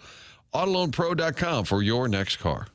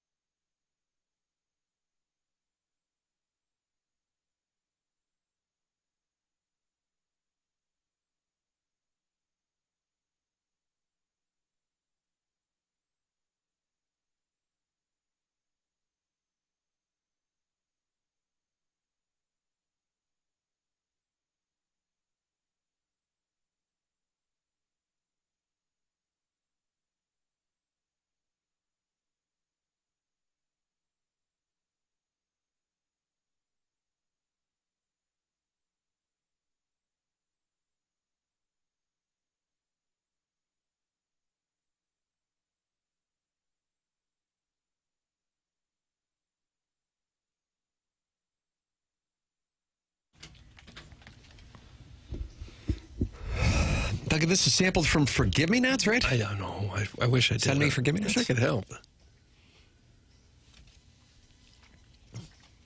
It's TMA 101 ESPN. Papers, any reason for this? Will Smith, Philadelphia. That's right. And Jada's from Baltimore, am I right? Went to school with Pac there? Yeah. Am I right on that? Yeah, I think you're right. And Floyd Rayford? Sugar Bear. Yep. And then Earl Weaver is the Banty Rooster. Earl of Baltimore, as Terry Cashman deemed him. And Tony Banks, quarterback both the Ravens and the Rams. Nice. Can you name another Ram Raven? Yeah, there's another quarterback. Do it. Oh, we had Not Kyle Scott Bowler? Rippon. Kyle Not- Bowler? Kyle Bowler. Nice. Yeah. You kind of cucked Doug there, but yeah. Well, did you make a guess, Doug? You said- I was thinking Rippon, but He was in Washington he's with in- the row. God, I just said it. he went to the Super Bowl with He was with Washington. the Washington football team. Yeah, but I thought he went somewhere after. If you the watch the NFL Network highlights now, they have just football team on their helmets. Oh, do they really? Yeah. It's awesome because I don't have to explain that to my kids. Yeah, be highly offensive. Thank you. Time for the Design Air Heating and Cooling email of the day. Somebody tell the old smoke goblin of Marconi, I'll be at Milo's later, if he wants a government official to hear his never-ending list of minor grievances. I'll even bring him a styrofoam cup from the Cannon House office building mess hall signed by the entire Missouri delegation for Gobble Bowl. Before you even ask, Ken, no, I cannot have the Department of Justice launch investigations into producer Joe, Martin, KG, Caller Ellen, Mike Tirico, Lisa Ann, Dave Green, The Cat, Matt Rocchio, or any of the other innocent people on the hit list. Great game yesterday. Bought a new Navy cap, and they were almost sold out at the team store. Well done, KG and team. That's from Jugs in D.C. He's in a congressional break here. Yeah, and he says now he's Jugs in St. Louis, host of Hoosier Happy Hour at Milo's, where elected officials ignore the... Doug, do you say proletariats? Do you say plebeians? Either. Are they the same? I don't know. What about the nobles? So. I don't think so. Is that right? What's the difference? I think plebeian would be more of like a pejorative, whereas proletariat is not. There you go. I think you're right. No, I think you're right. I like how plebeian is a general group of free common citizens in ancient Rome, unlike the wealthy ruling class. Plebeians were farmers, bakers, builders, and shopkeepers. Now the proletariat. It's a little fun with syntax here. Is that 1984 or is that Animal Farm? Probably Animal Farm. Okay. Well, I don't know, actually. Proletariat is a social class of wage earners who do not own the means of production. I see some Venn diagram overlap. I'll be candid with everybody. Yeah. I like how he called Iggy the smoking Marlboro of Marconi. Is that what he called him? I think so. That's correct. Guys, for years, those uppity Wash U employees have been dodging their parking permit fees by using Lagoon Drive in Forest Park. So now me and Susan have to walk an extra few hundred feet when we want to play golf, so a teacher at Wash U teaching the next Enterprise intern can save a few $100. One Subaru with a Coexist bumper sticker at a time, they quietly infiltrated the park, blending in with stay-at-home TMA zoo dads. They're stay-at-home TMA zoo dads? Boy, the zoo on a Sunday in the summer. Pony. Oh, God. Art museum retirees and people still explaining where they went to high school before teeing off. 8 hours later, university employee never touched a 7-iron. Thankfully, Probstein appears to have sounded the alarm. Park rangers, SLMPD, Wash U Police, Forest Park Forever, Space Force, the Special Forces patrolling Lambert departures with a whistle and a Marlboro Light. Get everybody in a room, put together a task force, maybe commission a study and spend 14 months arguing about which municipality should pay for it before losing some dragon slaying money and enacting a curfew nobody follows. Because today it's unauthorized parking and tomorrow somebody from Kirkwood crosses into Webster without telling anyone. We used to be a proper collection of 90 municipalities. That's from Marks, Mulch, and Bra. Kid tested, Mulch approved. Marks, Mulch, and Bra. That was at Emporium. kid tested, mother approved, and really the cereal was kind of tasteless. But what you did is you just took a bunch of sugar and just poured it in there. But you can't steal other people's slogans. Well, it's kid tested, mulch approved. What's the Jif peanut butter one? That feels like that one's closer. Choosy moms choose Jif. Got it. Which one was Hey Mikey likes it? Life cereal? No, right. Equally bad as Kix. Tasteless. Cheerios too. Man, you're coming for everybody today, Papers. Not the Honey Nut version. That's plain elite Cheerio. breakfast right there. How you like Apple Jacks? Pretty good. They used to have some wild. Is that like a voice? That's almost like Tone Loc's voice. Yeah, from Heat. Yeah. Or Wild Thing or Funky Cold Medina. Yeah, talk like that. Yeah. Morning, Bottoms. Let me talk to Doug. Hey, Boo. Earlier on this fine program, I believe I heard you state that you played Doral, humble brag, about 15 years ago when you were in your early 60s. You told a tale about how you hit a pretty good drive. However, right at the end of this, quote, pretty good drive, it sliced off and hit a house. It did. It absolutely did. This, in fact, caused the house alarm to turn on. Yeah. I don't want to be the bearer of bad news, but I believe that the entirety of the drive, and most importantly, where it ends up, is how you determine whether it's a, quote, pretty good drive or not. What can we expect next? You going to tell us that you really piped that 7-iron and it went almost 150 yards? Sorry for the shrapnel, Papers. That's from Burning Drip Mushroom Tip. Burning Drip Mushroom Tip. That did have shades of Iggy saying that he hit a great putt that was left, unfortunately, 30 feet it short. It felt good off the club. Yeah. It's awesome. One more and it was Martin, and it was in a match against Mr. Licks, too. And I was right on the green with Alan Dadeville, I believe. Referencing Iggy's putt. And I think I might have said to Alan Dadeville, or was that Flip Wilson? I get him confused, Jackson. Alan Dadeville. Did you guys all live in a commune? Why are all these people together? Fan Page Club Championship, the J. Randolph Jr. Fan Page Club Championship. But now that the TMA fan page hates everybody, maybe minus Kurt, we don't really have the golf tournament anymore. But yeah, Iggy played Mr. Licks. And Doug, was that 16 at Gateway, two-tiered green? The pin was back left, and he was worried he was going to roll it into the water, so he left it short, and he left it short by about 40 feet. But he said it was a pretty good putt because it was one rotation away from... One oscillation, I believe he said, from being, I guess, in the hole. So he was rolling at a 19. He was the victim. Hey, Virgie. You call me an always read no-win emailer? Well, check the tape. I ran back yees in July. Backkyes. What is that supposed to mean? I don't know. What are we supposed to do with that? But I wouldn't expect someone who can't do the simple task of updating the damn skeleton to go back and research this show. You're letting all those compliments from yesterday get to that withering head. B, keep treading these waters, and that shark KG gonna get you. It's not impressive you started listening to the show in your teens. Hell, half the listeners were tub-thumping Doug's 5-head at that time. Tub-thumping.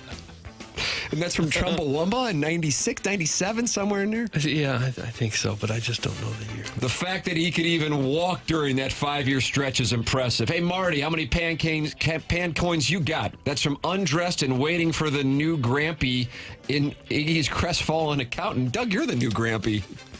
Iggy's Crestfallen Accountant. Wow, what a day it is, boys. Let's get random. Let's get freaky. Tim, with me to count every fire hydrant in South County. Chairman, let's go to Walmart and get some onions and take them down like Shrek. Onions have layers. Hey, donkey, hey, Doug. That's got a nice ring to it. Doug. Dougie. Dougie, let's go to Texas Roadhouse and let me lick the cinnamon butter off you. That's what in the world? Who took the time to write KV that? Naps. KV Naps. KV Naps? CAVY space NAPS. Okay. KV Naps. Pretty good. So bizarre.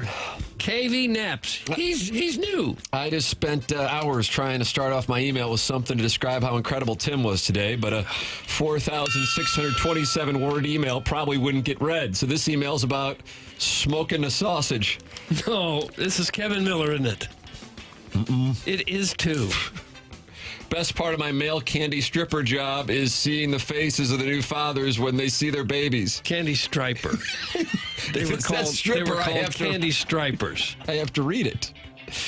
But this week was even cooler. Yes, Mark. Candy striper would walk up and down the hallways at hospitals selling candy, or they give it away? Catch Me If You Can had some candy stripers, I think. There was a movie on Showtime like at 1 in the morning in the late 80s called Candy Stripe Nurses. Oh, yeah. And it's kind of a tray, but it sits level with your stomach. It doesn't tilt or fall. It kind of. Yeah, sure. But this week was even cooler. A strikingly handsome, khaki grandfather dressed to the nines. Kind of had a blonde Matt Helm thing going on. Matt Helm. Is that Get Smart? That's going back to, it was like a James Bond knockoff that they made low-budget TV movies with him. Matt Helm. He was like, hey, buddy, is there a cot anywhere? My dog has kept me up all week. As I undraped into my skivvies, he said, Daddy, likey. I was like, wow, you really are tired. He sheepishly smirked. That wasn't a yawn, fella. I'm just pre-stretching for some mouth play. Oh, no. Kevin Miller just got himself suspended. Thank you, appliance discounters, for trying to keep this guy in line. Kevin Miller, you've been suspended a period of 2 days' time, and I'm hitting you with a 50% tariff. Wow, that's going to hurt. It won't feel very So good. his income, you get half of it, you're garnishing his wages? That's exactly I right. think the appliance discounters But do you pass it along to the consumer, Doug? A bit of it, like 1% maybe. Standard boilerplate stuff. Take here. it's boilerplate contract, Martin. Just sign it. That comes from Mail Parts Unknown. It came from Kevin Miller. He's the only one old enough to know what a candy striper was. Or Matt Helm. Look, did Dean Martin play Matt Helm? I found a picture, and it said Matt Helm, but it was clearly Dean Why do Martin. I think Get Smart? I want to say Tony Franciosa. And finally, this comes from Southern California. Well, Matt, on this Thursday morning, gentlemen. What a start. You like Proofread your email. You like the batch they took? It's the first sentence. I don't even know what he's trying to say. No. Well met on this Thursday morning, gentlemen. Matt Helm, starring Dean Martin. Yes. Okay. I'm writing this in from family vacation in Hot Springs, also known as the Hamptons of Arkansas or Lake of the Ozarks Jr. It's a beautiful little spot. We've only found one dead cat in the water so far. Also, congratulations on the Navy Caps win. It gladdens my heart to see that peer pressure is alive and well. Speaking of peer pressure, Doug, I'm hoping I can bully you into driving south down I-55 this afternoon to join us here. We can watch the Field of Dreams game poolside after some chicken fights with you up on my shoulders, of course. You'll have to sleep in the top bunk since it's a little tight in the Airbnb, but you can join me on my bottom bunk if you want something even tighter. Happy travels. That's from the poor film student, so he went from L.A. to Hot Springs. Yeah, natural progression. Film student. Yep. And that's what we have for the Design Air Heating and Cooling email of the day. What we're going to do is we're going to get together and we're going to vote, and then we're going to announce the winner coming up at 10:55 on your Polos Plus dossier. Strong batch. I usually put a check mark by the good ones. I don't have any check marks today, fellas. How dare you? And I thought the film student messed up his first line, but well met is an old polite greeting that means it's good that we meet now. Oh, I like it now. Really? Doug, it's folksy. You got to vote for that. It's not that folksy. And you get to share a bunk bed with him down at Hot Springs. God, I hate a bunk bed. All right. Oh, it's terrible. When did you have a bunk bed? Boy, when was the last College? time? But no, didn't have a bunk bed in college. Top or bottom? Ideally bottom. Put that off. Because you got to climb up there. Martin with the setup. That was nice. That was like a magic no-look pass. Yeah, I'm happy to be your Kareem. They call him Cap? They did, yeah, certainly. And, yeah. Winning time? I think that's what they actually called him. About 500 times they said it. You didn't like Jeff Pearlman's presentation? No. Do you like where he airs out people from behind the scenes from 20 years ago on his YouTube? That's a nice little dessert on the end of that. St. Louis Appliance Discounters has always been known to have the lowest prices in town. Now they sponsor the suspension loggie. Well, it just got better. Come by the Appliance Discounters outlet store. Located at 9425 Gravois in Afton, the store is filled with slightly dinged or dented, close-out, or one-of-a-kind appliances. And believe it or not, they're overpriced, or they're priced even lower than their 4 other showroom stores. They are not advertising that they're overpriced. I want to clarify that. No. That is not in the copy. That's a new brand. Yeah, it's That is bold a copy. stretch. That's a very bold John marketing Bradley. gimmick. Hey, Denise, do you know anything about this new model we've got overpricing things? Tim just broke it on TMA. Some items are priced more than 60% off than the competition. So come in with a full factory warranty. If you don't mind a small ding or dent, you're going to save big. The outlet store is open Monday through Friday from 10 a.m. to 6 p.m. and on Saturday from 10 a.m. to 5 p.m. Or shop the outlet store online at theappliancediscounters.com. 10:13 in St. Louis. We are headed into the 10 o'clock hour, which is brought to you by Design Air Heating and Cooling. Martin's headed to onboarding. This is TMA 101 ESPN.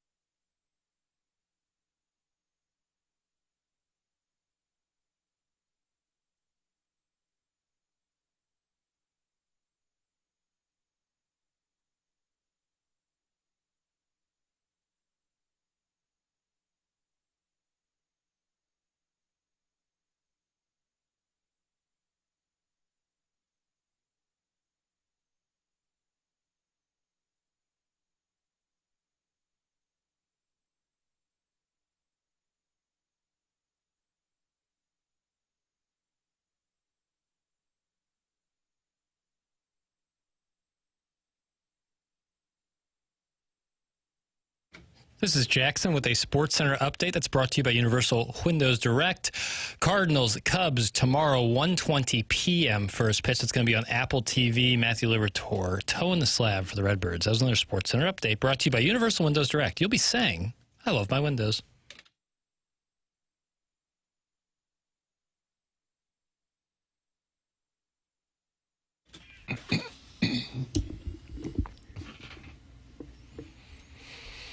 CMA 101 ESPN, Tim McKernan, Doug Vaughn. Chairman Kurt slides into the dais in the designer heating and cooling. 10 o'clock hour. Little Jackie Papers is on the ones and twos. You can participate in the program by talking it over in the Form Energy YouTube chat, by texting in 314-399-9646. You can call in, too. Collier and Thompson phone lines. I will announce the winner of the designer heating and cooling email of the day. And get involved. Doug, I like this. Adam Welly refers to me as Champion Tim. Do you like that? That's what he's calling you now, Champion Tim. I like that. I don't know. What's wrong with that? Well, it's a little pompous. Can you say the specific rules for the 1K email handling that? I guess that's the $1,000 bounty that I put out there, I feel like 15 months ago, because it started at $250, then I went to $500, then I moved to $1,000. And now I just feel like it doesn't even matter what the number is. It's got to be hate mail. T. McKernan at InsideSTL.com is welcome. It's got to upset me. And then you got to use your real email address. Mm-hmm. Why would you want someone to upset you? Well, I've been seeking what I call Doug Vaughn nirvana. Mm-hmm. Like, I feel like you leave here and you sit atop a mountain and meditate. I don't do any meditating, actually. No. Really? Jerry Seinfeld, big advocate of meditation. Really? Jackson, do you meditate? Yeah, it's transcendental meditation. Oh, sorry, Doug. TM. No, I was just providing some more. What about ATM? Information. ATMA. Nice. That's David Lynch. I think David Lynch is like the godfather of David Lynch of, was that Mulholland Drive? Yeah, Velvet. Mike Wellington's big on the transcendental motivation. Meditation. Yeah, it's I don't do it personally. Jerry Seinfeld does. But Jerry Seinfeld does. He told Graham Bensinger that. Bully for Jerry, I guess. What are they meditating about? What do you mean about? That's the whole point. What are they thinking It's about? about centering yourself. It's about centering focusing yourself. on your breath and then relieving some of the noise that might be in your head or anxiety that might be throughout your... What if I don't have any real anxiety? That's Doug Vaughn nirvana. And see, there was a commercial in the 1980s. Oft times I'll cite it. You use Head and Shoulders, but you don't have dandruff. Ah-ha-ha. Ah-ha-ha. Oh. Ah-ha-ha. You see? Boy, that's getting deep. Well, you just said, what if you don't have any things on your Right. mind? Okay. Doug Vaughn nirvana. That's my point. Yeah. When's the last time you were really just PO'd? Yeah, I don't know. We Probably worked when together Dora forever. wouldn't let you sleep. Yeah, maybe that. Yeah, a little hopping mad about that. I don't get overly angry or overly happy. I should be more emotional than I am. Sometimes I wonder why I'm more emotional about certain things. I'm just not. I just try to avoid the peaks and valleys, I guess. Yeah. Certainly the valleys. Don't get too high, don't get too You'd be low. a dangerous tour player. If I had any talent. Those guys are sociopaths. It's great. They're just sitting. I mean, some of them. Our guy Jon Rahm, who's per the report leaving Live Golf, he'll get his Irish up every once in a while.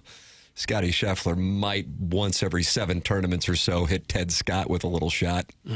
But other than that, hey. In the big picture, there's really not a whole lot of things that should make you too mad. You ever read the text inbox? Yeah. You can't let little things get you. That's when it'll build up. Like if someone cuts in front of you driving. Yeah, you gotta fight them, right? You can't let that kind of thing bother you at all. Yeah, but what Just about my honor? Forget about it. What There's about no my honor? to be had. Did you watch Karate Kid Part 2 with Mr. Sato? I did not. Well, maybe if you watch that, you'd feel different when somebody cuts you off on I-70 in St. Charles County.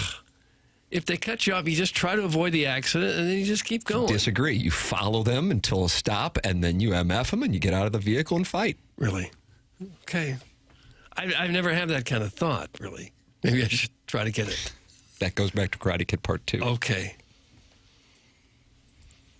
Doug is comfortably numb. That's from Gator69. And didn't we play that on the presentation here recently? Kind of it, Christopher. No spoiler alerts. Manute eligible reminds us of the DMV situation. Kind of had your ire up a little bit. Well, I wasn't mad at the time. I was frustrated at the time, but I don't start yelling at people or anything. The pizza was a problem.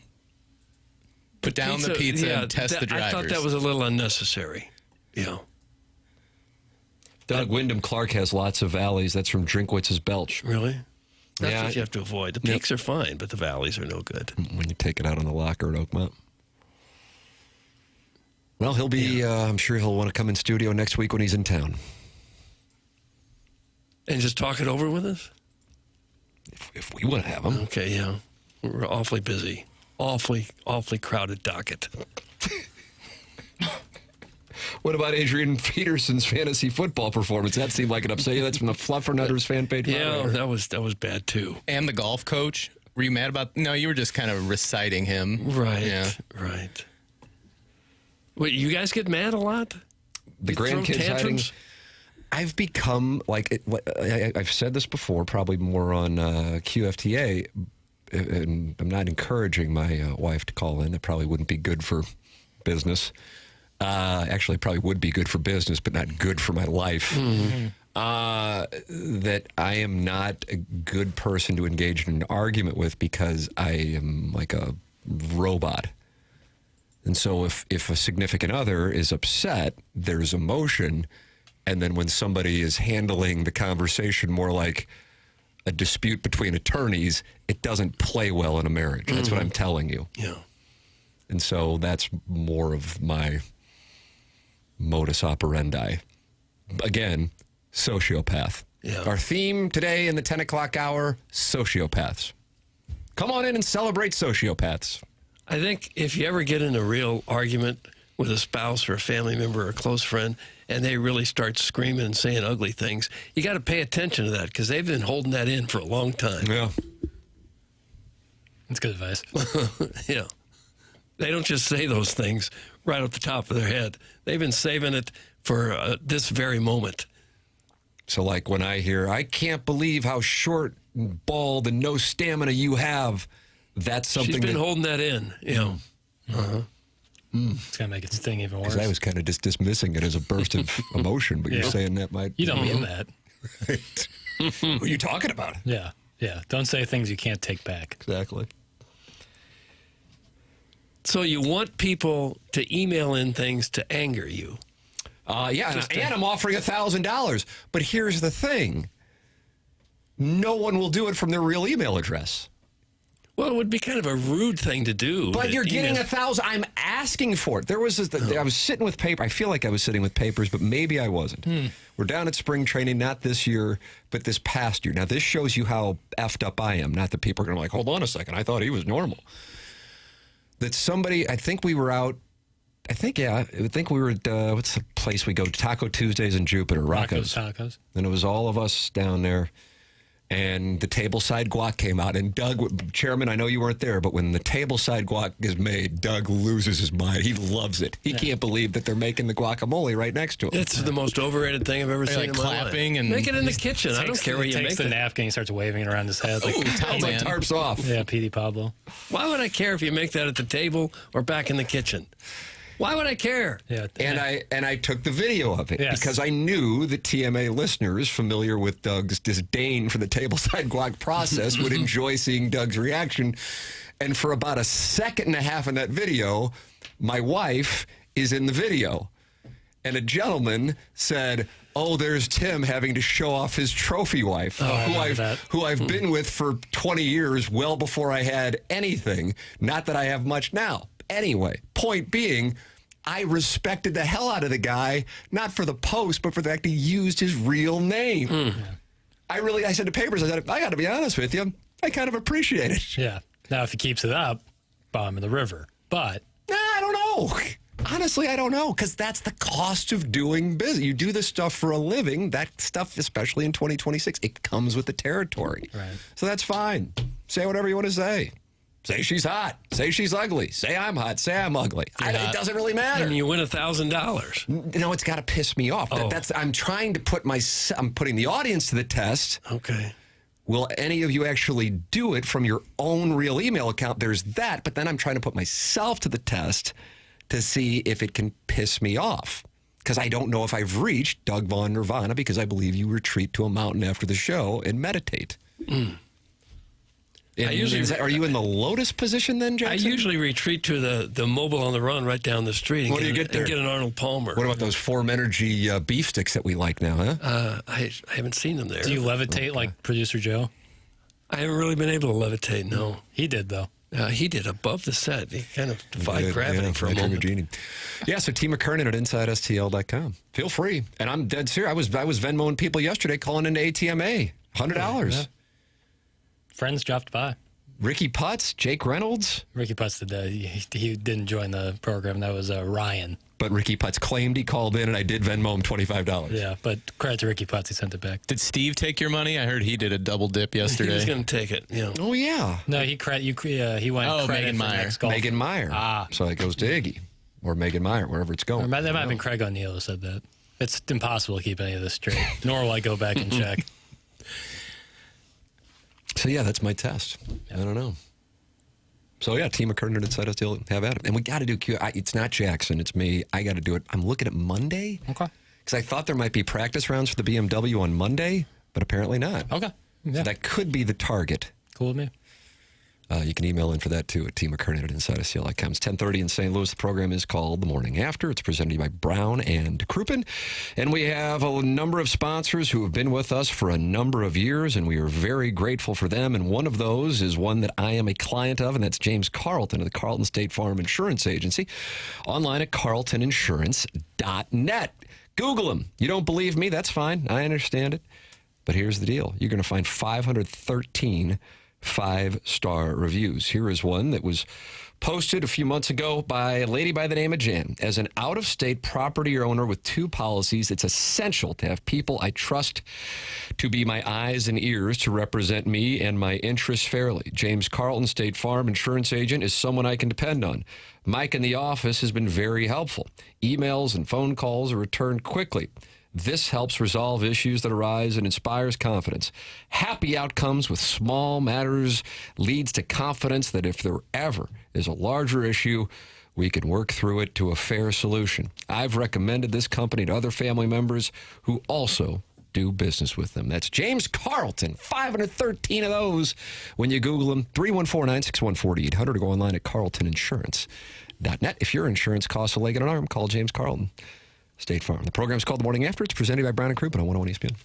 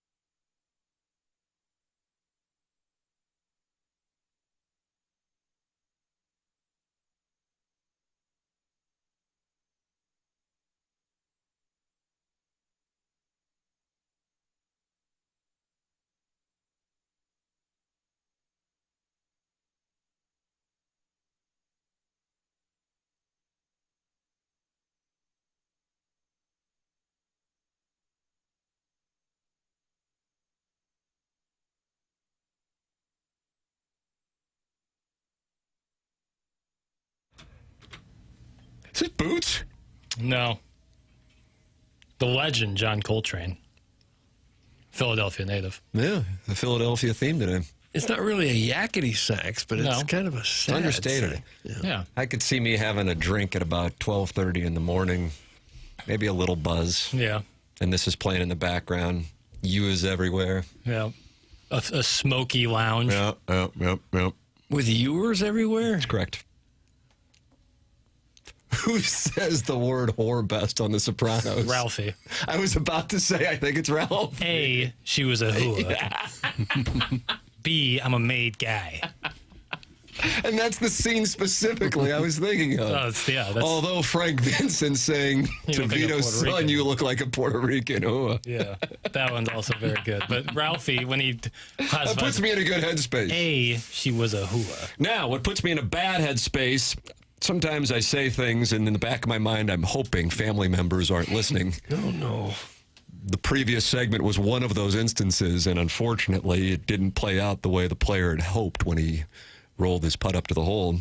My wife said, you are dead inside, and then sent a little skull emoji and said, can I try for the $1,000? She would be a likely candidate to win, I would think. Yeah, that's not what the player was expecting. No. So we're going to have to readjust. Be careful what you wish for. Yeah, that's not what we were expecting. So those of you already sending your emails to T. McKernan at InsideSTL.com, the winner might be coming from inside the house. Although if you paid her, you might ultimately get the money back. You'd be like putting it into a family fund. That's not a bad idea. That's not a bad idea. Spend it on a vacation. Holiday World. Holiday World, nice. I hear they have free soft drinks. Really? Yeah. I just saw that too. Was somebody just there? I don't know. But I kind of want to go. I haven't been on a roller coaster in about 10 years. Who's Courtney's co-host, the gentleman? I'm drawing a blank on his Brando? name. Brando was just there and celebrating. Holiday World? He went to Holiday World? I think so. Oh, is that right? In I'd be Santa curious Claus, what it like. Indiana. Santa Claus, Indiana. I kind of want to go now. Mm-hmm. Doug, you want to ride a roller coaster with me? No, I'm probably out of the roller coaster game. Yeah. Getting turned upside down at 70 miles an hour is probably not what I ought to be doing. Doug's luck, he'd be the one stuck at the top of the Superman just hanging up there for 3 hours. Probably. I'm so good on that. All right, you can get involved by texting in at 314-3999-646. It's how you can text into the program. Open up your Form Energy YouTube chat and talk it over with Splashback Deuce, Mr. Seawalk, Too Fat to Kayak, and Gator 69. They're all in there talking it over with Scorzy. And boy, I don't know what's going on now, but this is what happens when you open this thing up and you just read the first comment you see. Gator 69, you get frequent flyer miles at Lion's Choice. Oh. So is Splashback Deuce upset with Gator 69 and accusing him of being heavy? I don't know, but I want to get frequent flyer miles at Lion's Choice. Doug, they have free parking at Holiday World. Oh, do they really? Yeah. Boy, I would like it. And free sunscreen. Not bad. Free soft. Let's do it. Show trip. It's not free parking at Six Flags. No. And where else are you shot. going to park? What are your options? Yeah. Nothing. That McDonald's across the street. That'll take a couple people. Cam's house. Be still a considerable walk. Yeah. It seems unfair to charge too much for parking when you really don't have any other option of where Like to at least park. at the zoo, you can try to find street parking. Yeah, there's a lot of free parking at the zoo, too. You like that? I love free parking. Absolutely love it. Consider this, my email, Tim. The fact that you won't sleep with my wife should anger you enough to pay up for the Sack family. Thanks. That's from Scott's Wrinkled Ballsack. He wants 1,000. Well, he's mad at me for not sleeping with his wife? Yeah. And I have to pay him $1,000? Because of that. Seems like that's a roundabout transaction there, doesn't it? Yeah. I think the law might have something to say about that. Six Flags gives out free cigarettes. Is that right? I don't know. No, it couldn't possibly. You'd throw up so bad if you went on the Ninja and then had a dart. Oh, my God. Mr. Licks, who was he upset with earlier? Me, probably. Is that right? Yeah. Has just sent in a screenshot saying, guarantee you the TMA fan page would get their panties in a bunch over the names of these wedding packages. Were we talking about wedding packages? What's going on? And it's a screenshot of a la carte wedding packages in Soulard, The Hill, Lafayette, and Ladue, except it calls it the Lafayette and the Ladue. Interesting. A la carte wedding packages? Oh, no, these are the wedding packages at Stiefel Theater. Oh, gotcha. Oh, what's going on? And they're named after municipalities, I the guess. Ladue, the Lafayette, the Hill, the Soulard, and then there's a Bill Jerome. Except for, I'm not even going to say. Oh, boy. You almost. Yeah, go ahead. No. Put the puck on the net. It's the only way you're going to score. No. The Festus Crystal City package. That a boy. F amusement parks, F Perlman, and F Doug. JK, I love Doug. That's Chairman Steve in Des Moines. I like riding the Boss and Screaming Eagle. Boy, that Boss will put you to the test at Six Yeah, it'll Flags. hurt your back. It'll hurt your back. I love an amusement park. Yeah, me too. You ever ridden the Boss? Yeah, sure. Why? Yeah, it hurt. I mean, I love it. Yeah. But you get that your head's going to get knocked around. Yeah, but I like the speed of it. I like those old school wooden coasters. I think they're pretty cool. Got to stay out of that teacup. Well, that'll get me. I can handle the Boss. I can handle the Batman. Yeah. Great roller coaster. Great roller coaster, I even call it. But, the teacup. Anything that spins, I don't want to be on. Ooh, or the spin swings. sugar. Those swings.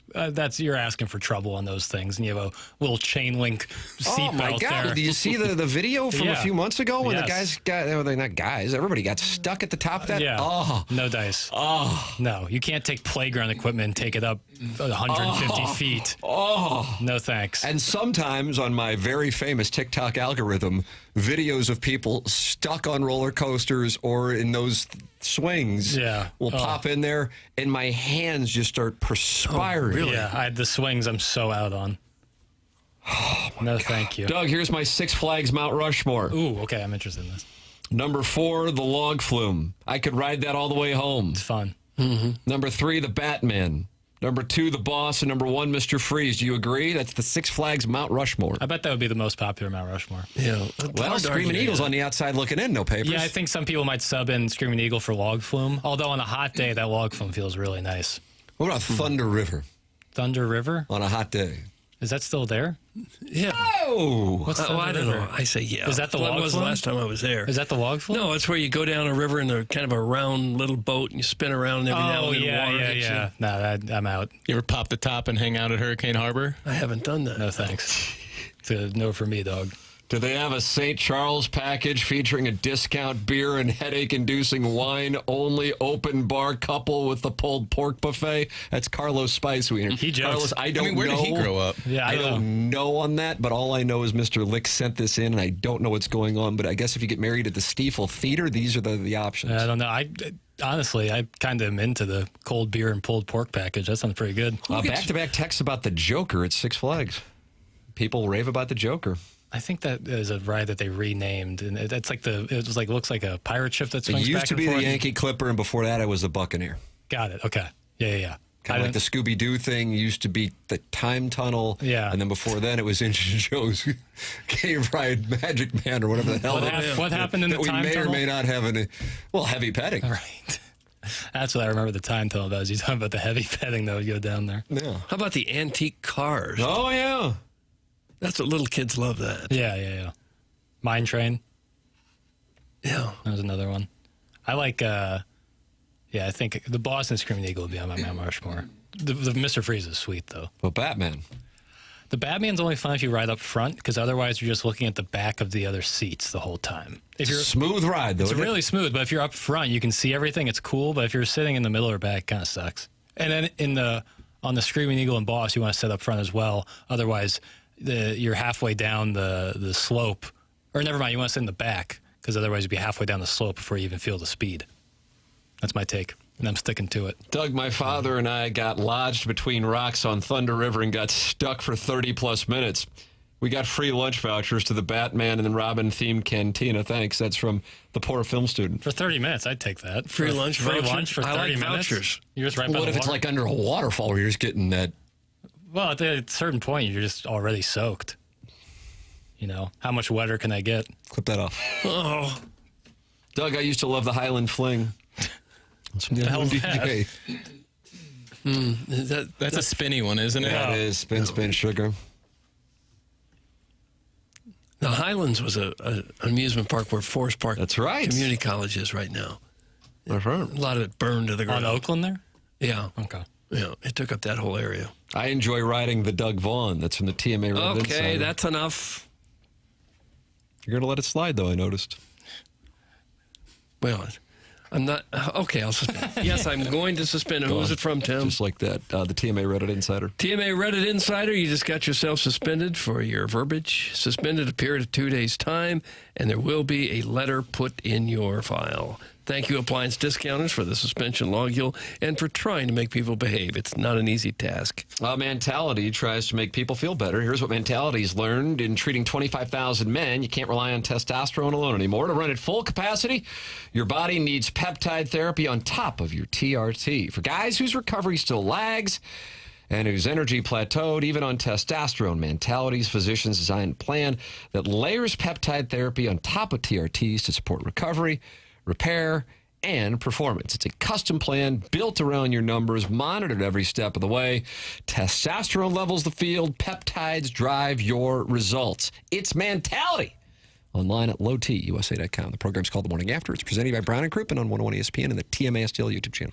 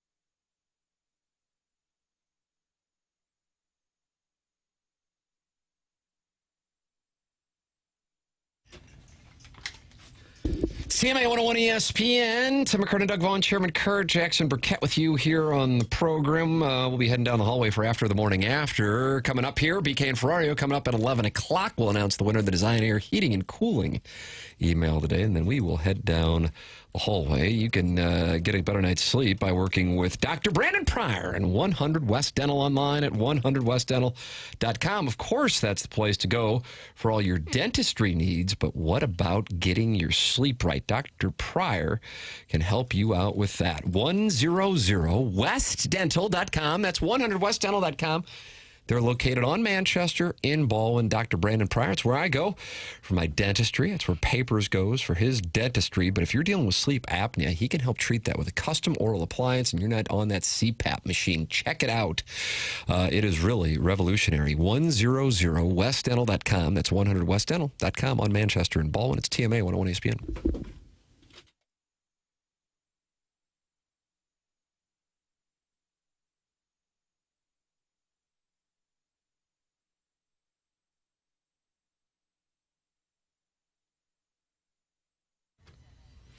Michael's Flooring has been family and locally owned for over 30 years. Michael takes pride in helping and making sure his employees are happy and making a great living. Go online right now. You can get 3 samples free from Proximity Mills. That's at igotfloored.com. That's Michael's Flooring's website, igotfloored.com. Michael's passion's flooring. When you order from him, he wants you to have the best experience for the best price. That's why he's making sure he gets the best carpet installers in and giving them $7 a square yard, which is incredible compensation in this industry. Just come in and talk to him. You're going to see the difference. They want to make sure they suggest the best thing for you, not pushing what corporate's telling them they have too much of. There is a reason he's continued to grow through the 31 years. Employees love working for him as they feel like family, and he makes sure they are taken care of. And this then rubs off to the families buying the product as they know they have the best interest of the buyers at heart. They have it all, but carpet's awesome, and it's back. They have so many varieties of all flooring and have 3 easy-to-get to locations in St. Louis. They are in Creve Coeur. They are in Garden Prairie. They are in St. Peters. Come see why people are loving getting floored by Michael. And make sure you visit igotfloored.com.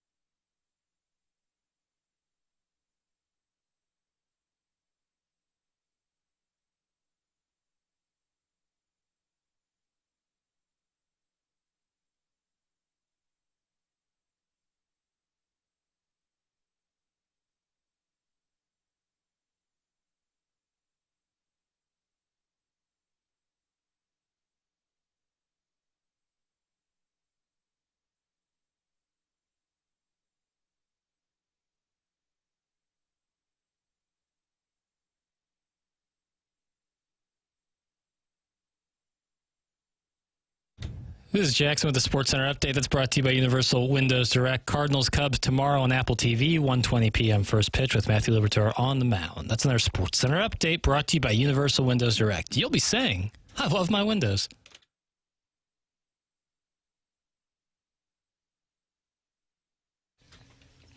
All right, Jackson has the winner of the Design, Air, Heating, and Cooling email today. Another first-time winner. Wow. Nothing but first-time winners, no repeat winners so far this month. Who is it? That trend continues with KV Naps. KV Naps. Getting the win. Has won the Design, Air, Heating, and Cooling email today. We're headed down the hallway. BK and Ferrari are headed in here for BK and Ferrario from 11 to 2. Fast lane from 2 to 6. For Jackson Burkett, for Chairman Kurt, for Martin Kilcoyne, for my brother Kevin, for Douglas Sullivan Vaughn. I'm Tim McKernan. This has been The Morning After, presented to you by Brown and Crouppen on 101 ESPN from the Stiefel Studios.